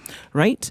And people are talking about the fact that if you're saying, okay, Africa rising and looking at the future and saying that it rests on the shoulders of young people at whatever level, with looking at the larger percentages that exist even in Kenya. To say that people are graduating from university and are not able to get jobs. To say that people want to enter into doing their own businesses and are not able to have access to credit for whatever reason, access to financial services for whatever reason. To say that, somebody wants to move from one place to another and then the business environment is not conducive for them because of the litany of licenses that you need to get. These are, concerns that they have brought up. Yes. It's not a lie. Let me make a blanket statement. If you fall into the group or the category of young people and you hear such a statement, run away from it. It's a lie. It's a con. What's a con? This statement of the future belongs to young people. So the future doesn't belong to young people? No, it doesn't. And are we saying, okay, so if we look at Kenya, for example, where you said the other day that, the youth in this country, 52%, right? Under the age of 35, 80, even 75 to 80. Right. So it's not 50. Shouldn't we not, isn't it that, according to what they're saying, interestingly enough, Kenya amongst the respondents saying that they feel that, look, if we are saying that this responsibility then lies on their shoulders, then an environment needs to be created that's suitable enough for them to, work, do business, etc., etc. I agree with all those things. What I'm just saying is they need to participate in the creation of that enabling environment. That environment is not going to be created, as Eric puts it. I'm going to put it stronger. Why I'm calling it a con, it's a panacea. You are being given a drug to sit back and say, we need to wait for it to be provided. Then when it's conducive, no. You find ways of making it conducive. You make this a matter of urgency so that people who make decisions who are not in the bracket of youth understand the urgency that you feel. You think that when they tell you they understand what you understand. The answer is no, they do not. We are in a country where many things begin and end with a spoken word. We are looking into this. We have plans for this. We have put money aside for this. Period. We move on to the next story and we regurgitate and repeat the same thing. The youth agenda is too serious a matter to just be treated with words. It is too serious.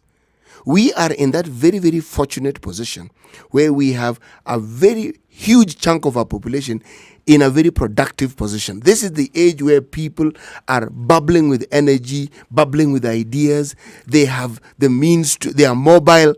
If these people are empowered and they are actually empowered and they are actually able to do and to become productive, this country will move forward at such a pace that will be unbelievable. Many countries would. If we're looking at the continent, many countries would, absolutely. And this is the thing, to be empowered. These are some of the things that they are looking for to be done. No. And they voiced them. To be empowered. And I'm saying to be empowered means that somebody... To be empowered. No. Can you... You're saying no. Let me finish what I'm saying. All right, to be empowered. No, to be empowered, whether you do it for yourself or whether somebody does it for you, is still being empowered. This is why you should have allowed me to finish. The no worked. The no didn't work. I finished my statement. I did not change the program. I did not change what I was saying. This is what I... Of course, there's self-empowerment. Everybody knows that. There's self-empowerment. There's self-empowerment. And there is also empowerment that can also be given to you. External empowerment. Absolutely. It's called enabling. Now. Absolutely. Now. That works. What is it that they are talking about? Because if they're talking about you guys fix the government, you guys sort out those things, and then we want to focus on this thing, this little cocoon of ours, that is not self-empowerment. It's not going to work even. They want to be enabled. Enabled? Yes. To be able to operate. Yes. Is there something wrong with that? Yes. What is you wrong need to with that? participate. You're participating. You're doing your No, part. they are Yes, not. you are. Is there No, something? they are not. Is there something In the wrong? statements Is that there you've made, something? no, Is there they are not. something Here, wrong? according to that Is report, there no. something wrong? Is there something wrong with a conducive environment being created for something to be done? No, there's No, nothing there wrong. isn't nothing wrong. So in But this, you cannot be have passive. No, That's they're where engaged. something wrong comes in. The people who because talk that about report, the way it sounds like, sounds like it's saying that they don't want to be active in the creation of that. We're waiting for you. Create it for us, then we will create move that forward. environment. As we would just want to focus on, Entrepreneurship. Entrepreneurship.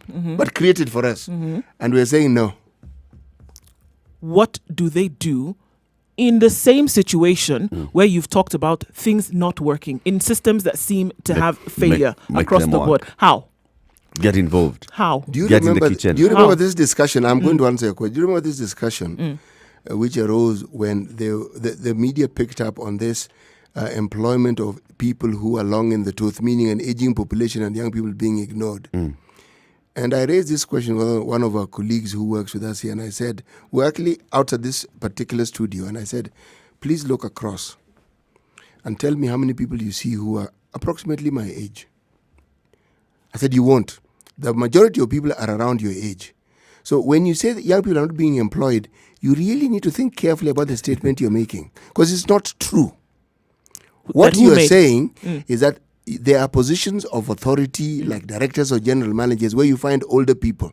And I said, you will be hard-pressed to find very young people in those offices, and for obvious reasons. So let's be realistic. What exactly do you want to do to ensure that you understand the path you need to follow to get to the point where you can get to those high positions at a younger age than they did? Or do you think that those positions should be given to you by virtue of your youth? So the qualification you have is youth. So this position is for youth. So all you need is to be young, and you'll be given the job. That affirmative action just works that way. No, it doesn't. Age, bus. It doesn't. We've had affirmative action on this 2/3 gender rule. Look at how that has worked. It's in law. It's not even, you must do this. And it hasn't happened. So, even when we talk about the youth, first of all, let the youth come up with an agenda of what they want to do to empower themselves. Bus. 18 minutes after 9 o'clock. Let's take a look at the weather. Good morning.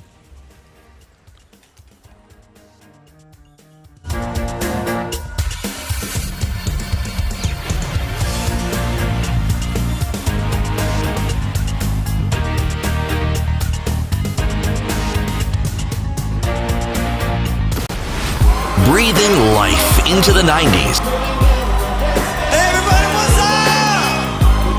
94.4 Spice FM, Nairobi.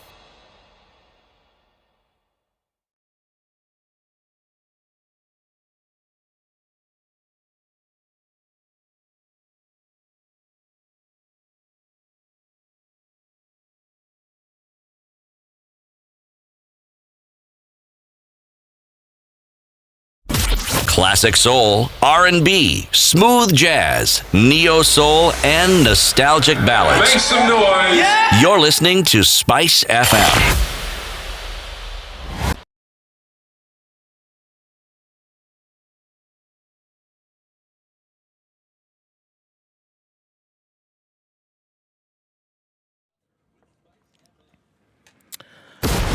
19 Mellow degrees in Nairobi Spice. today, mostly cloudy conditions. Of course, rain continues later on in the day with highs of 26 and lows of 16. Taking a look at what's going on in Nyeri, 20 degrees. Rain expected later with highs of 24. In Eldoret at 18 degrees, also a wet day at 24 degrees the high. 30 degrees in Mombasa at 32 the high. Rain showers expected later as well. A warm day in Malindi, 30 degrees, highs of 30 and lows of 27. In Kisumu, showers expected later with highs of 29, currently standing at 24 degrees. It's 20 degrees and mostly cloudy in Nakuru. Rain expected later with highs of 26 and lows of 14. Further field in Kampala at 23 degrees. Thunderstorms expected later with highs of 27 and lows of 22. It's 28 degrees in Dar es Salaam. Rain expected later with 33 the high and lows of 26. It's 19 degrees in Johannesburg, partly cloudy conditions with highs of 27 and lows of 16. And finally in Lagos at 28 degrees, mostly sunny conditions and thunderstorms expected later with highs of 36 and lows of 27.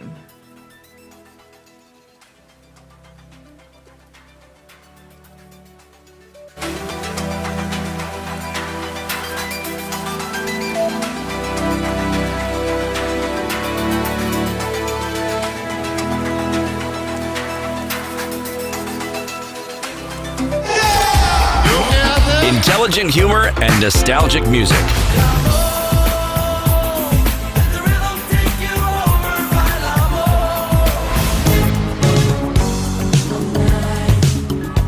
Yes, that's part of the show. Yeah! 94.4 Spice FM, Nairobi.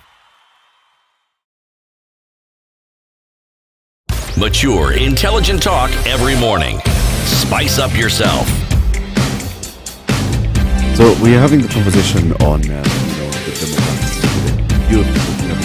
Mornings done done right. 94.4 Spice FM, Nairobi. Based on a report that Nuruko is quoting this morning, where, of course, the youth was sampled and the youth were interviewed, and this is the feedback that they were giving. And, of course, the kind of the discussion that we were having before we went into the break is what role and what kind of role do they want to play?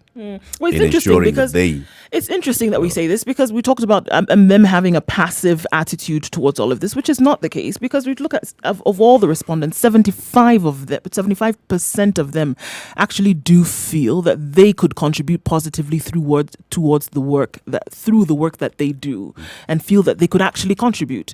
But of course, then saying that structures then need to be put in place, and we're looking at structures at a government level, and now.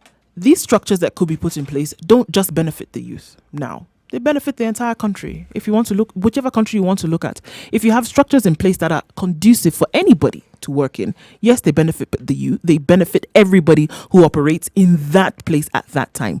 However, to say that the majority of the population within which you operate at this particular point in time need sustainable and solid structures within which to operate, it benefits the country as a whole. And they're saying, yes, through our work that we do, through the work that we hope to get into in the future, we feel that we can positively impact through the work that we would do. But at the same time, they need these structures to be secure. They need these structures to be sustainable over time, because they also realize that there will come a time where there will not be youth anymore. Definitely. And they also understand that some things that we look at now that we take for granted is absolutely necessary for them to get it done, Things that moving on in the digital space, moving towards the innovative and creative space, where technology needs to come and play a part, where there are conversations that happen at government level that need to play a part to make sure that they can also do their work. Understanding that a majority of the work that comes in at the youth level is done through the digital space. There are certain conversations that they would not be involved in, but they're coming from a point of encouragement to say, look, where you're having these conversations, understand that we know we can make a positive impact, but there are decisions that we can't make that we hope you would be able to make to allow us to get this work done. And I think there's merit in what they're saying at this point, to say that yes, we know we can contribute, we're ready to contribute, we know that there's work to be done, we are ready to do the work, but there's certain structures that we cannot influence at this point that we need to help us get it done. We've had this discussion, I think, even in this very same space. And it was in this context that we're discussing it. The media was full of some of the more vigorous and entrepreneurial skills that Kenyan writers have. It was how we procure degrees at different levels for different people. Meaning, there was a skill set, and they narrowed it down to Kenyans. Now, what we also discovered as we discussed it further, that the government had a platform from which people could source these jobs, meaning you could post requirements and people could respond, isn't it? That discussion is not on the table right now. Nobody even cares about it. Nobody's even talking about it. I mean, people are still working on it, for sure. Yeah. They were going to continue working on it because it's following the basic laws of economics. There's a demand for it. We have the supply. So, that platform favors the youth. The vast majority, infinitely vast majority of people who are in that platform are young. It was intended for the youth. It was created for the youth. If you look at the platform, or if you Google search this, the Youth and Gender Ministry, as it was called, and if you look at some of the policies that they set forth to achieve, you will find that the very things that you're discussing are covered. In terms of writing, it is indicated. In terms of writing? Yes. Right. Yes, but that's where we all begin. Yeah. This is what will happen. This is what we'll do. And we've even seen an attempt at some point, at some levels, to put these things into practice. The outcome of it hasn't been much spoken of. So clearly there's a shortfall somewhere. But the starting blocks for this enterprise that you speak of is not absent in this country. It actually is there. Somebody thought it out, somebody thought it through and realized, given these numbers, there's a ministry that needs to just deal with issues that pertain to youth, and they threw in gender for good measure. Okay? Now, one of the problems that has been cited with some of, say, the financial schemes that were set out in this ministry and which were intended to, useful word here, empower the youth by enabling them to find monies at a reasonable rate for enterprises, One of the complaints that was brought forth is that it wasn't being accessed adequately. And the pushback was, it is difficult to access. The requirements that they have make it very difficult. And even there's another pushback. No, it isn't difficult. Then it isn't easy to understand. So you'll go back and forth. Others, you don't meet the criteria because to be able to access it, you need to be in a group that has done A, B, C, D, all these conditionalities. So it goes back to those who set it in place. And on this, I would argue, you are right, enabling. Did they ensure that those for whom it was intended really understood A, what it was, B, how they could get it, and how they could make it work for them in the long run? You hear of people who've accessed it. Do you hear of many success stories of people who access this money? Maybe they're there, maybe it hasn't been published.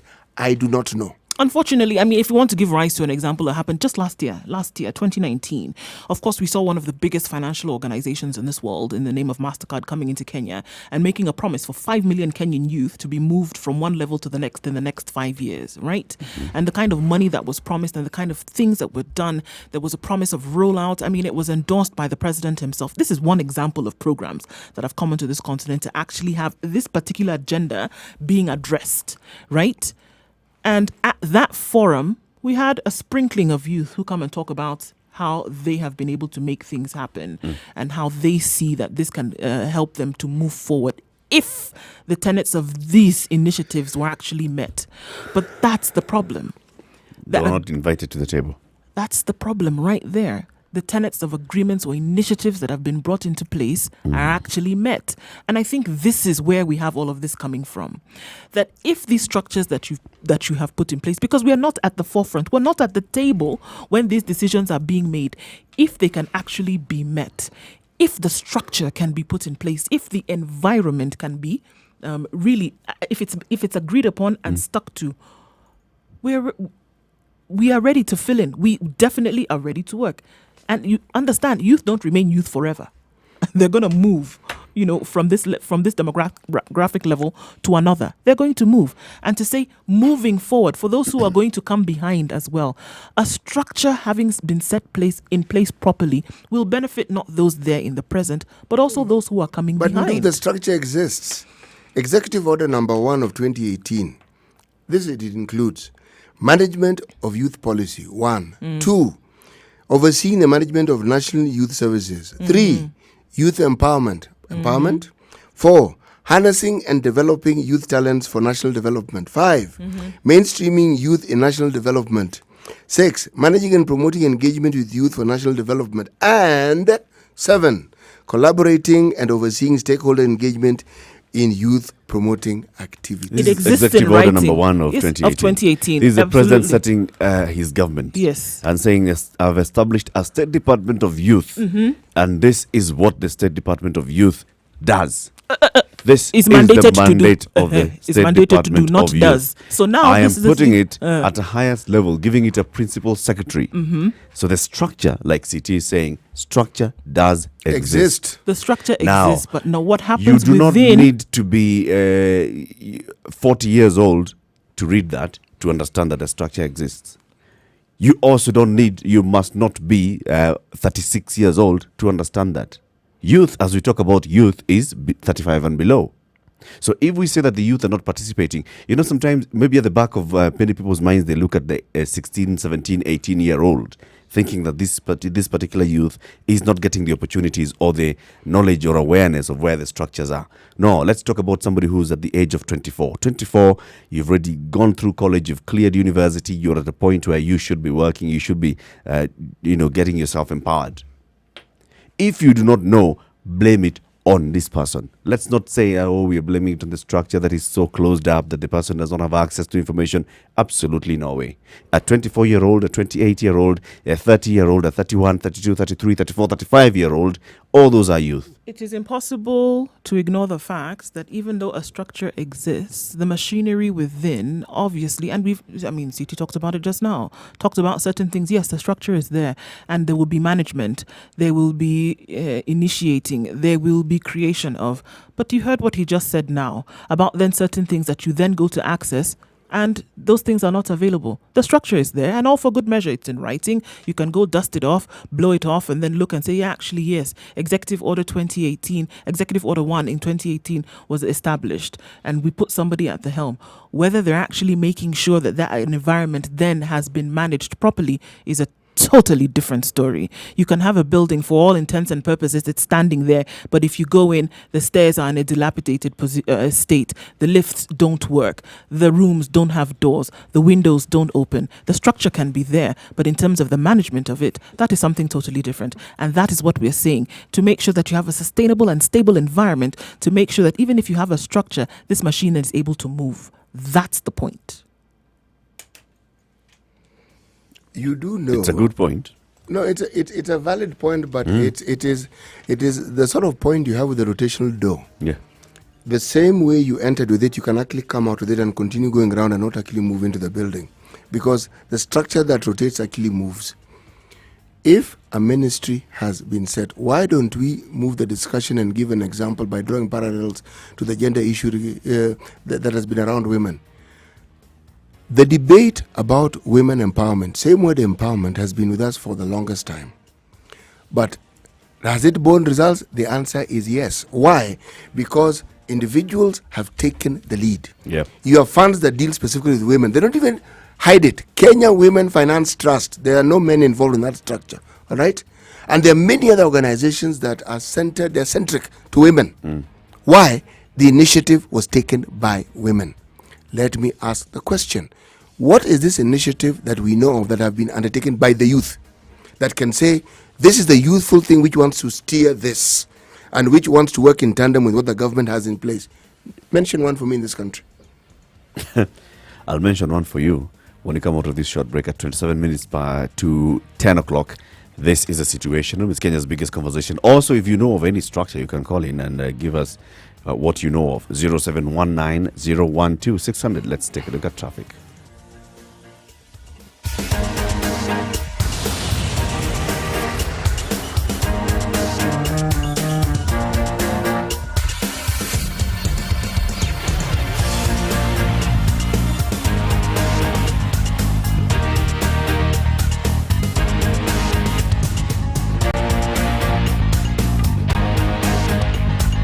Family is where it all happens, the highs and the lows, the cries and the laughter, the good times and the bad times. All right, let's look at where we do have a problem today. At least right this hour. Traffic getting into the CBD, very difficult this morning. Of course, we saw the prison bus that collided with a small car this morning, causing a fatal accident. And they're still trying to get the remnants of that out of the way. That is what is causing traffic as you're trying to get right into the city centre. So they're still trying to sort that out. We had a problem early on Jogo Road, but that has been cleared up now. So traffic is definitely moving and not so bad as it was before. So officially out of traffic hour. It's been a patience demanding a couple of hours this morning, but I think y'all have done well. Unless it's something now totally out of the ordinary, do let us know. Spice FMKE on Twitter. Or give us a call and let us know what you see. And at least we're all moving now.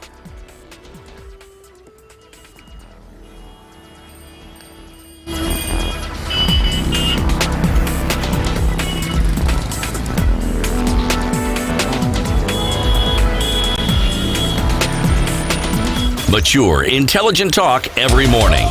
That's the same way you give us the example of course, things like the private sector-led organizations, Kenya Women Finance Trust. You have in government, you've got women's commissions, you've got women funds. It's the same thing that you have also for the youth. You have a state department for youth. You've got the youth fund. You've got very many programs like what you're talking about, MasterCard Foundation, working because it has seen a structure in government through which it can work to empower the youth.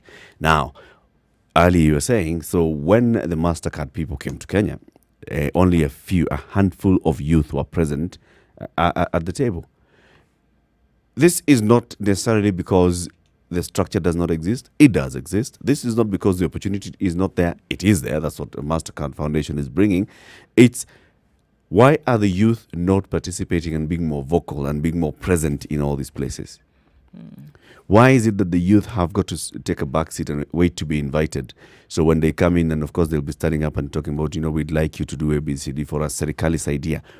The youth should take up the mantle. It's not about tomorrow. They are today. They need to eat today. You need to eat today. You need to pay your bills today. You need to do everything today. Forget about waiting for tomorrow. So things should be done for you so that you wait for tomorrow. Take up the mantle now. Do things now. This is where I'm saying that there's a whole problem here. When you talk about this is the largest demographic. So voters, the majority. When it comes to, consumption of goods and services, the majority. When it comes to also raising a voice, there'd be a majority. So where is the disconnect? Why are you telling me that 25% of the population is controlling everything that 75% of the population wants to have access to? It isn't, but this isn't really a situation. It isn't an anomaly. I think that's something that happens quite across the board, whether you want to look at economics, whether you want to look at riches, whether you want to look at poverty. I mean, you have a very few rich controlling a majority poor. You have a very few educated controlling a majority uneducated kind of thing. It goes across board from country to country. There are very few countries that are genuinely representative, even when they call themselves a democracy. The reality we speak of exists in many of these countries.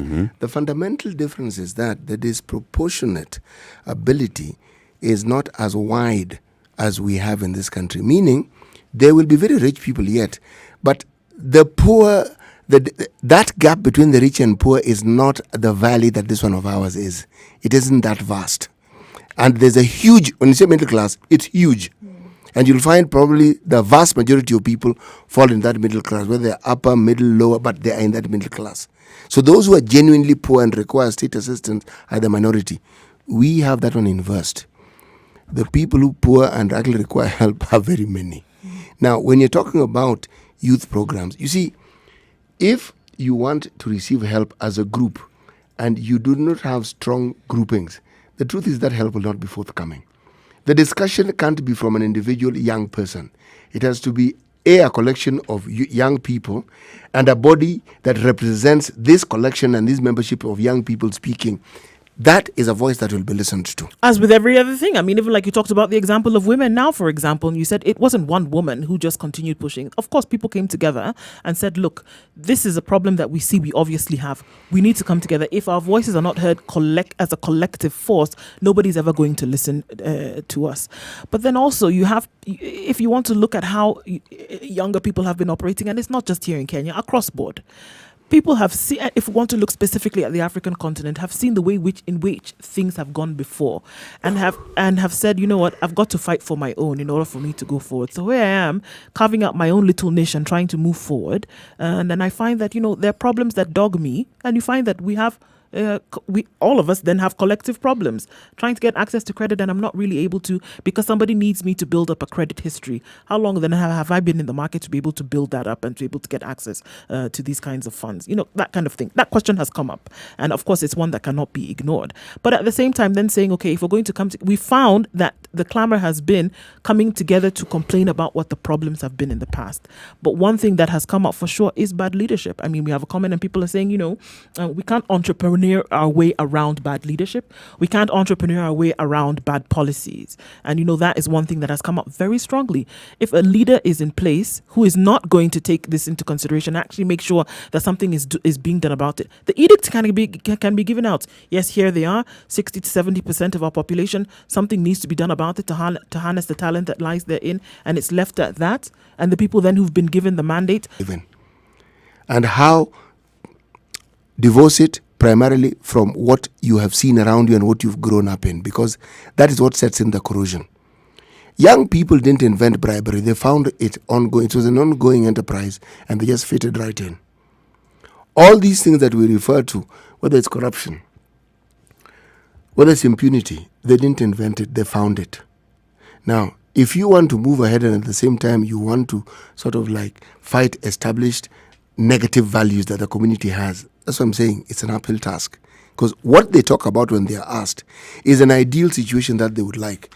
Now, for the ideal to actually become a reality, there are a lot of things you have to put aside. And by putting aside, I mean you have to fight them, and you have to ensure that they no longer hold sway. And how do you do that really? That's the difficult part. The vast majority of people who form groups that vote are young. The vast majority of people who form youth groups who are bribed and pummeled into heckling and doing or who are involved in political thuggery, if I may call it, they are young people. Anything that requires movement, mobility, young people are employed. And the more they participate in these things, the more they have a mindset of doing certain things. Now, ask yourself a simple question. Why is it that someone like Governor Sonko could get such an overwhelming vote? If you start from the position of his brand of politics appeal to young people because they start with having nothing and they have prospects next to nothing. And then somebody comes along and gives you this hope that with me there is something. And he does what? He panders to this need you have for being given. He gives. You have this problem when someone needs to be buried. He helps. You have some... all over. Someone feels, okay, here's someone who at least is responding to my problem, because government projects require processes and they all take time. If you want to understand how time is managed by the youth, look at the advent of Twitter and these messages. Many young people will not read the newspaper for you. They'll tell you, but see, I will get the news in a tweet. I'll get the information on social media, and before long it will be out there for us all to see and understand. So what takes 4 pages in a paper, it will be 2 lines. And as far as they're concerned, they know they have information and they've consumed it. Now, look at what they deny themselves in assuming that is the whole story. But that is the mindset, and we who are older have actually created this. It's not the youth who've created it. They found themselves in it. So it's an uphill task. And the thing is that we're saying that at this point, this uphill task, that they have to do it themselves. They have to. You know why? There has to be a support. This generation of mine, system, and that's when what I'm we saying. were young, we did scantily. We did hardly anything to change it. We just conformed, fitted it, and continued. So we are not the sort of people who are going to bring about change. The status quo suits us. Younger people cannot wait for this generation to make those changes. They won't. They're comfortable in it. If you're uncomfortable, you are the one who has to agitate for that change. All right, I'm going to open up the phone lines, 0719-012-600. Join this conversation. We're talking about youth as a demographic and what it is that the youth ought to do, or the kind of support that the youth need in order for them to thrive going forward in our country. It's 9:45. Good morning.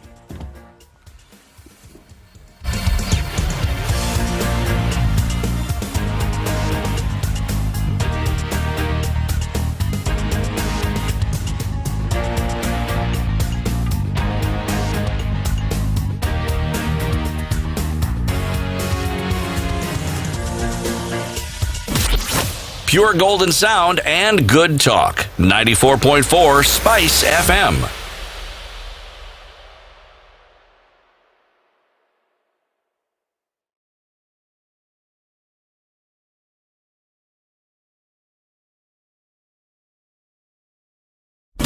Classic soul, R&B, smooth jazz, neo soul, and nostalgic ballads. Make some noise. Yeah! You're listening to Spice FM.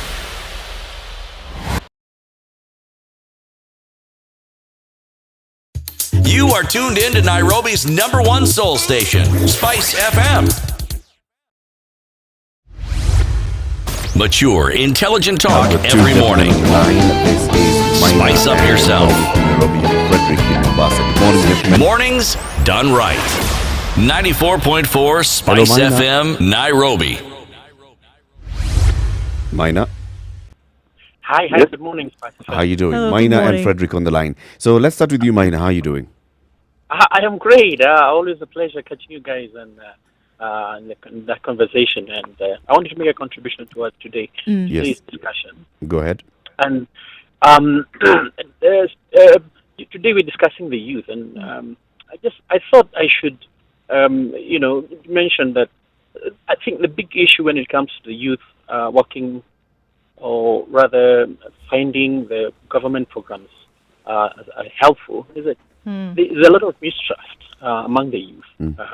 When you mention anything government, everything sounds suspicious. It's very subjective for a young and a youthful person to follow a government program that is supposed to help them and actually find some good in it. And I say that as a person who's just leaving the youth bracket, because I grew up, and when I remember when I was in high school, the government and the teachers were always in tussles, and the doctors as well. There was always a teacher strike, and you could hear the teachers complaining, "Oh, the government has duped us." The doctor would say the same thing. So, as far as I'm concerned, as a young person, even though I'm leaving that bracket, the government just doesn't respect any category, whether you're teachers or doctor. There's always going to be a tussle, and it therefore appears to me as a very uphill task to trust the government to put anything on the table that will bring any meaningful change to my life. I would rather hustle it out by myself, and have almost a determined outcome out of effort and talent. And when you say hustle it out for yourself, is it? I mean, you say by yourself. Is it by yourself for yourself, or by yourself? That's what I mean. No, Well, you're not coming collectively with other youth, right?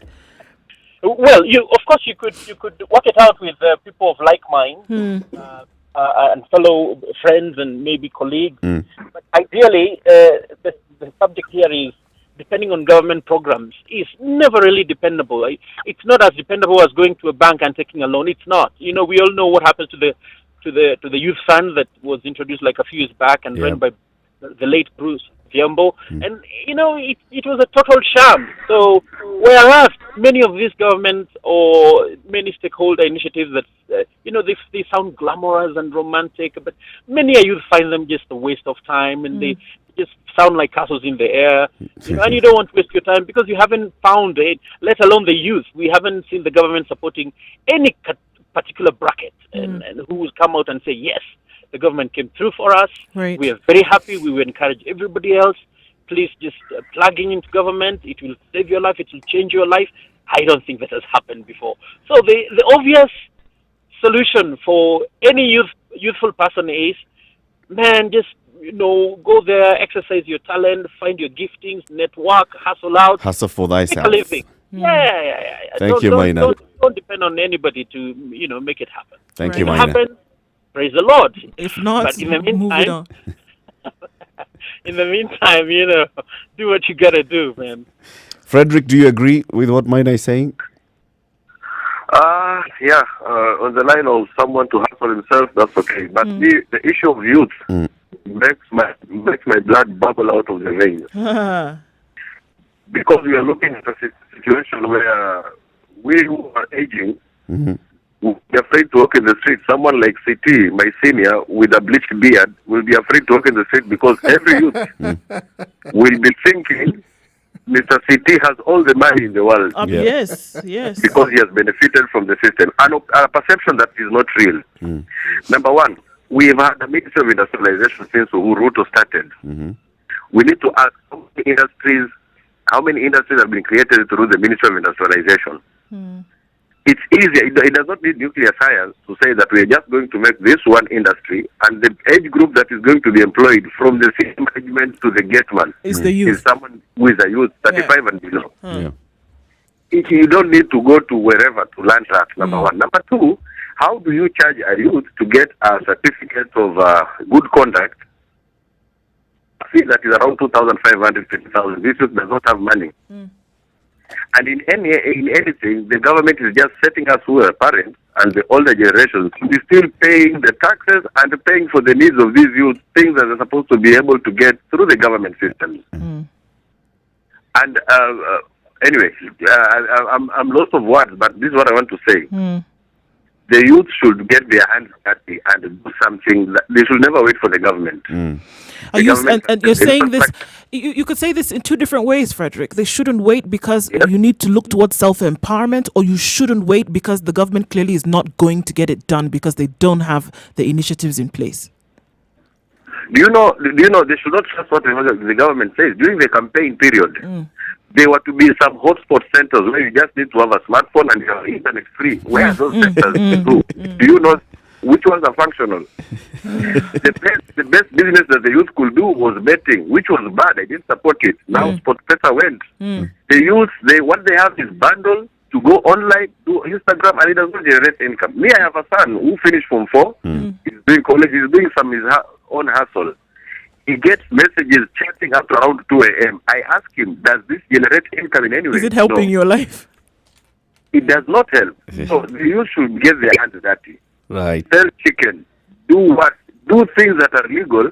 The government can make an infrastructure. If the government builds a road, it will not be a car to ride on it or to drive on it. A road is a road. To see exactly. Now, the youth need to do that. But the situation is bad. The youth are becoming miserable. The issue of drugs is with them. Counties cannot allow the youth to do this small voting. They are bundled into those lorries. They are selling fruits. They are bundled into it to get the bonds, to get them out of those county courts. Very expensive. It's a mess. It's a time bomb. Thank you. Thank you, Frederick. Asante sana. Let's come back to Nairobi. Peter is in Nairobi. Good morning, Peter. Hello, Eric. How are you? Fine, thank you. How are you doing? Now, very, very, very well. Now, this youth thing, for me, number one, if 59% of Kenyans are youth, let's dedicate a whole ministry to these people. This thing of saying Ministry of Gender, Sports, Youth, and something services, remove this gender and see what? Just put youth. I think a better attention will be given to them. As far as Muga is saying, it's now under ICT. It's now under ICT, innovation, and youth. Yes, remove those other things. Just put youth. You see, when you put this other thing, you allocate money to ICT, and then allocate money to youth, and then allocate money to gender. Do you want? Just allocate money to youth. As much as Muga is saying that they don't need a conducive environment, you see, you forget that youth are the children of yesterday. They need to be shown the way to go. If you say that the youth will just decide something on their own, youth are young people. Some of them don't understand even what happens outside here. So they need to be given a conducive environment. Sure, for example, provide services that at least youth can back on to do something. These people, some of them don't even understand what happens outside this world. They cannot just do things on their own. Some of these people are just taking drugs outside. They don't even know what is happening. So me, I'm saying, number one, let's just dedicate, if 59% of our population is youth, just say Ministry of Youth. That means any money in that ministry is purely youth. Yep. That's it. Then, maybe Muga, I got maybe less on the other discussion. Yes. I just want to convey something kindly. Please. It was a big mistake to devolve Ministry of Health. Right. It was a big mistake. Ministry of Health cannot be devolved. Some of these governors, because I know they are the ones who agitated to get that thing devolved. They don't understand what a doctor is. A doctor today from university wants to be paid 135,000. Some of these governors cannot even understand what that means. So I just wanted to just say that thing, that it was a very, very big mistake to devolve the health function. Health. Yes. And when we make a mistake, let's just accept and say, hey, even to Shinda, get it back to the central government. Thank you very much. Thank you very much. Thank you so much. Have a good day. Ministry of Youth and not having Ministry of Youth and other things. You know too when important. Too important youth. the demographic But to mix remember, it with other things. There are people who are more youthful than others within that age bracket that we refer to as youth. Yep. A 35-year-old and a 16 or 17-year-old are not the same person, even a 20-year-old. So you do have people who can actually help the others understand because they follow the older bracket of people who are considered youthful. Now, I think the caller in had wonderful things to say, but I think he misunderstood. I didn't say there shouldn't be a platform. I simply said they should take the lead in creating it. Because if they're waiting for it to be created, it will not be created. It's not going to happen. No. So now we have more youth even getting into government. Yes. The president said, I am making a deliberate decision to appoint more youth as, CASs so they can learn from their seniors and also so that they understand better. If you look at it and the kind of youth leadership that we have, across the country, people like Johnson Sakaja, when he came up with that, the proposed law that created an authority to take care of youth and employment, you see, this is what youth leadership does. But Johnson Sakaja didn't just sit back. Johnson Sakaja decided, look, I'm going to get involved in governance. I'm going to get involved in policy. I'm going to get involved in getting things work. Straight from when he was in his 20s. This he decided he's going to do. And many others. And I think we just need more and more of such people. Just look at the playing field as it is. Get into the game. Play from right there. Coming to the end of the show for today. Yes, we are, aren't we? Yeah. So I wanted to give you your final remarks on this particular issue. Of the youth. The future of the youth is actually in their hands. Not in anybody's hands. Because all these people they consider old, they're on their way out, and sooner or later they will not be there. And the youth will not be, should we say youth, indefinitely. So the decisions, as you correctly put it, Eric, to move ahead and to occupy a space that benefits them doesn't start when something is perfect. It starts now, and the process to perfection is actually something that has to be spearheaded by the youth. The youth. Do. I think there's a challenge and opportunity that's right in front of us right now to implement many solutions that have been written about, that have been talked about, that have been structuralized. Now is the time to implement them, because we can't talk about them forever. We can't talk about these glowing percentages that we see in front of us. Now is the time to do something with them. Thank you very much, and thank you for tuning in to the Situation Room today. Join us again tomorrow morning, 6 a.m. to 10 a.m. My name is Eric Latif. We have Nduoko City Muga and Nduoko City Muga and yourself and me. You're all here, didn't you? Okay. Right. So we'll be the same guys here tomorrow morning, and of course we'll be on KTN News between 6 a.m. and 7 a.m. Good morning. It's 10 o'clock.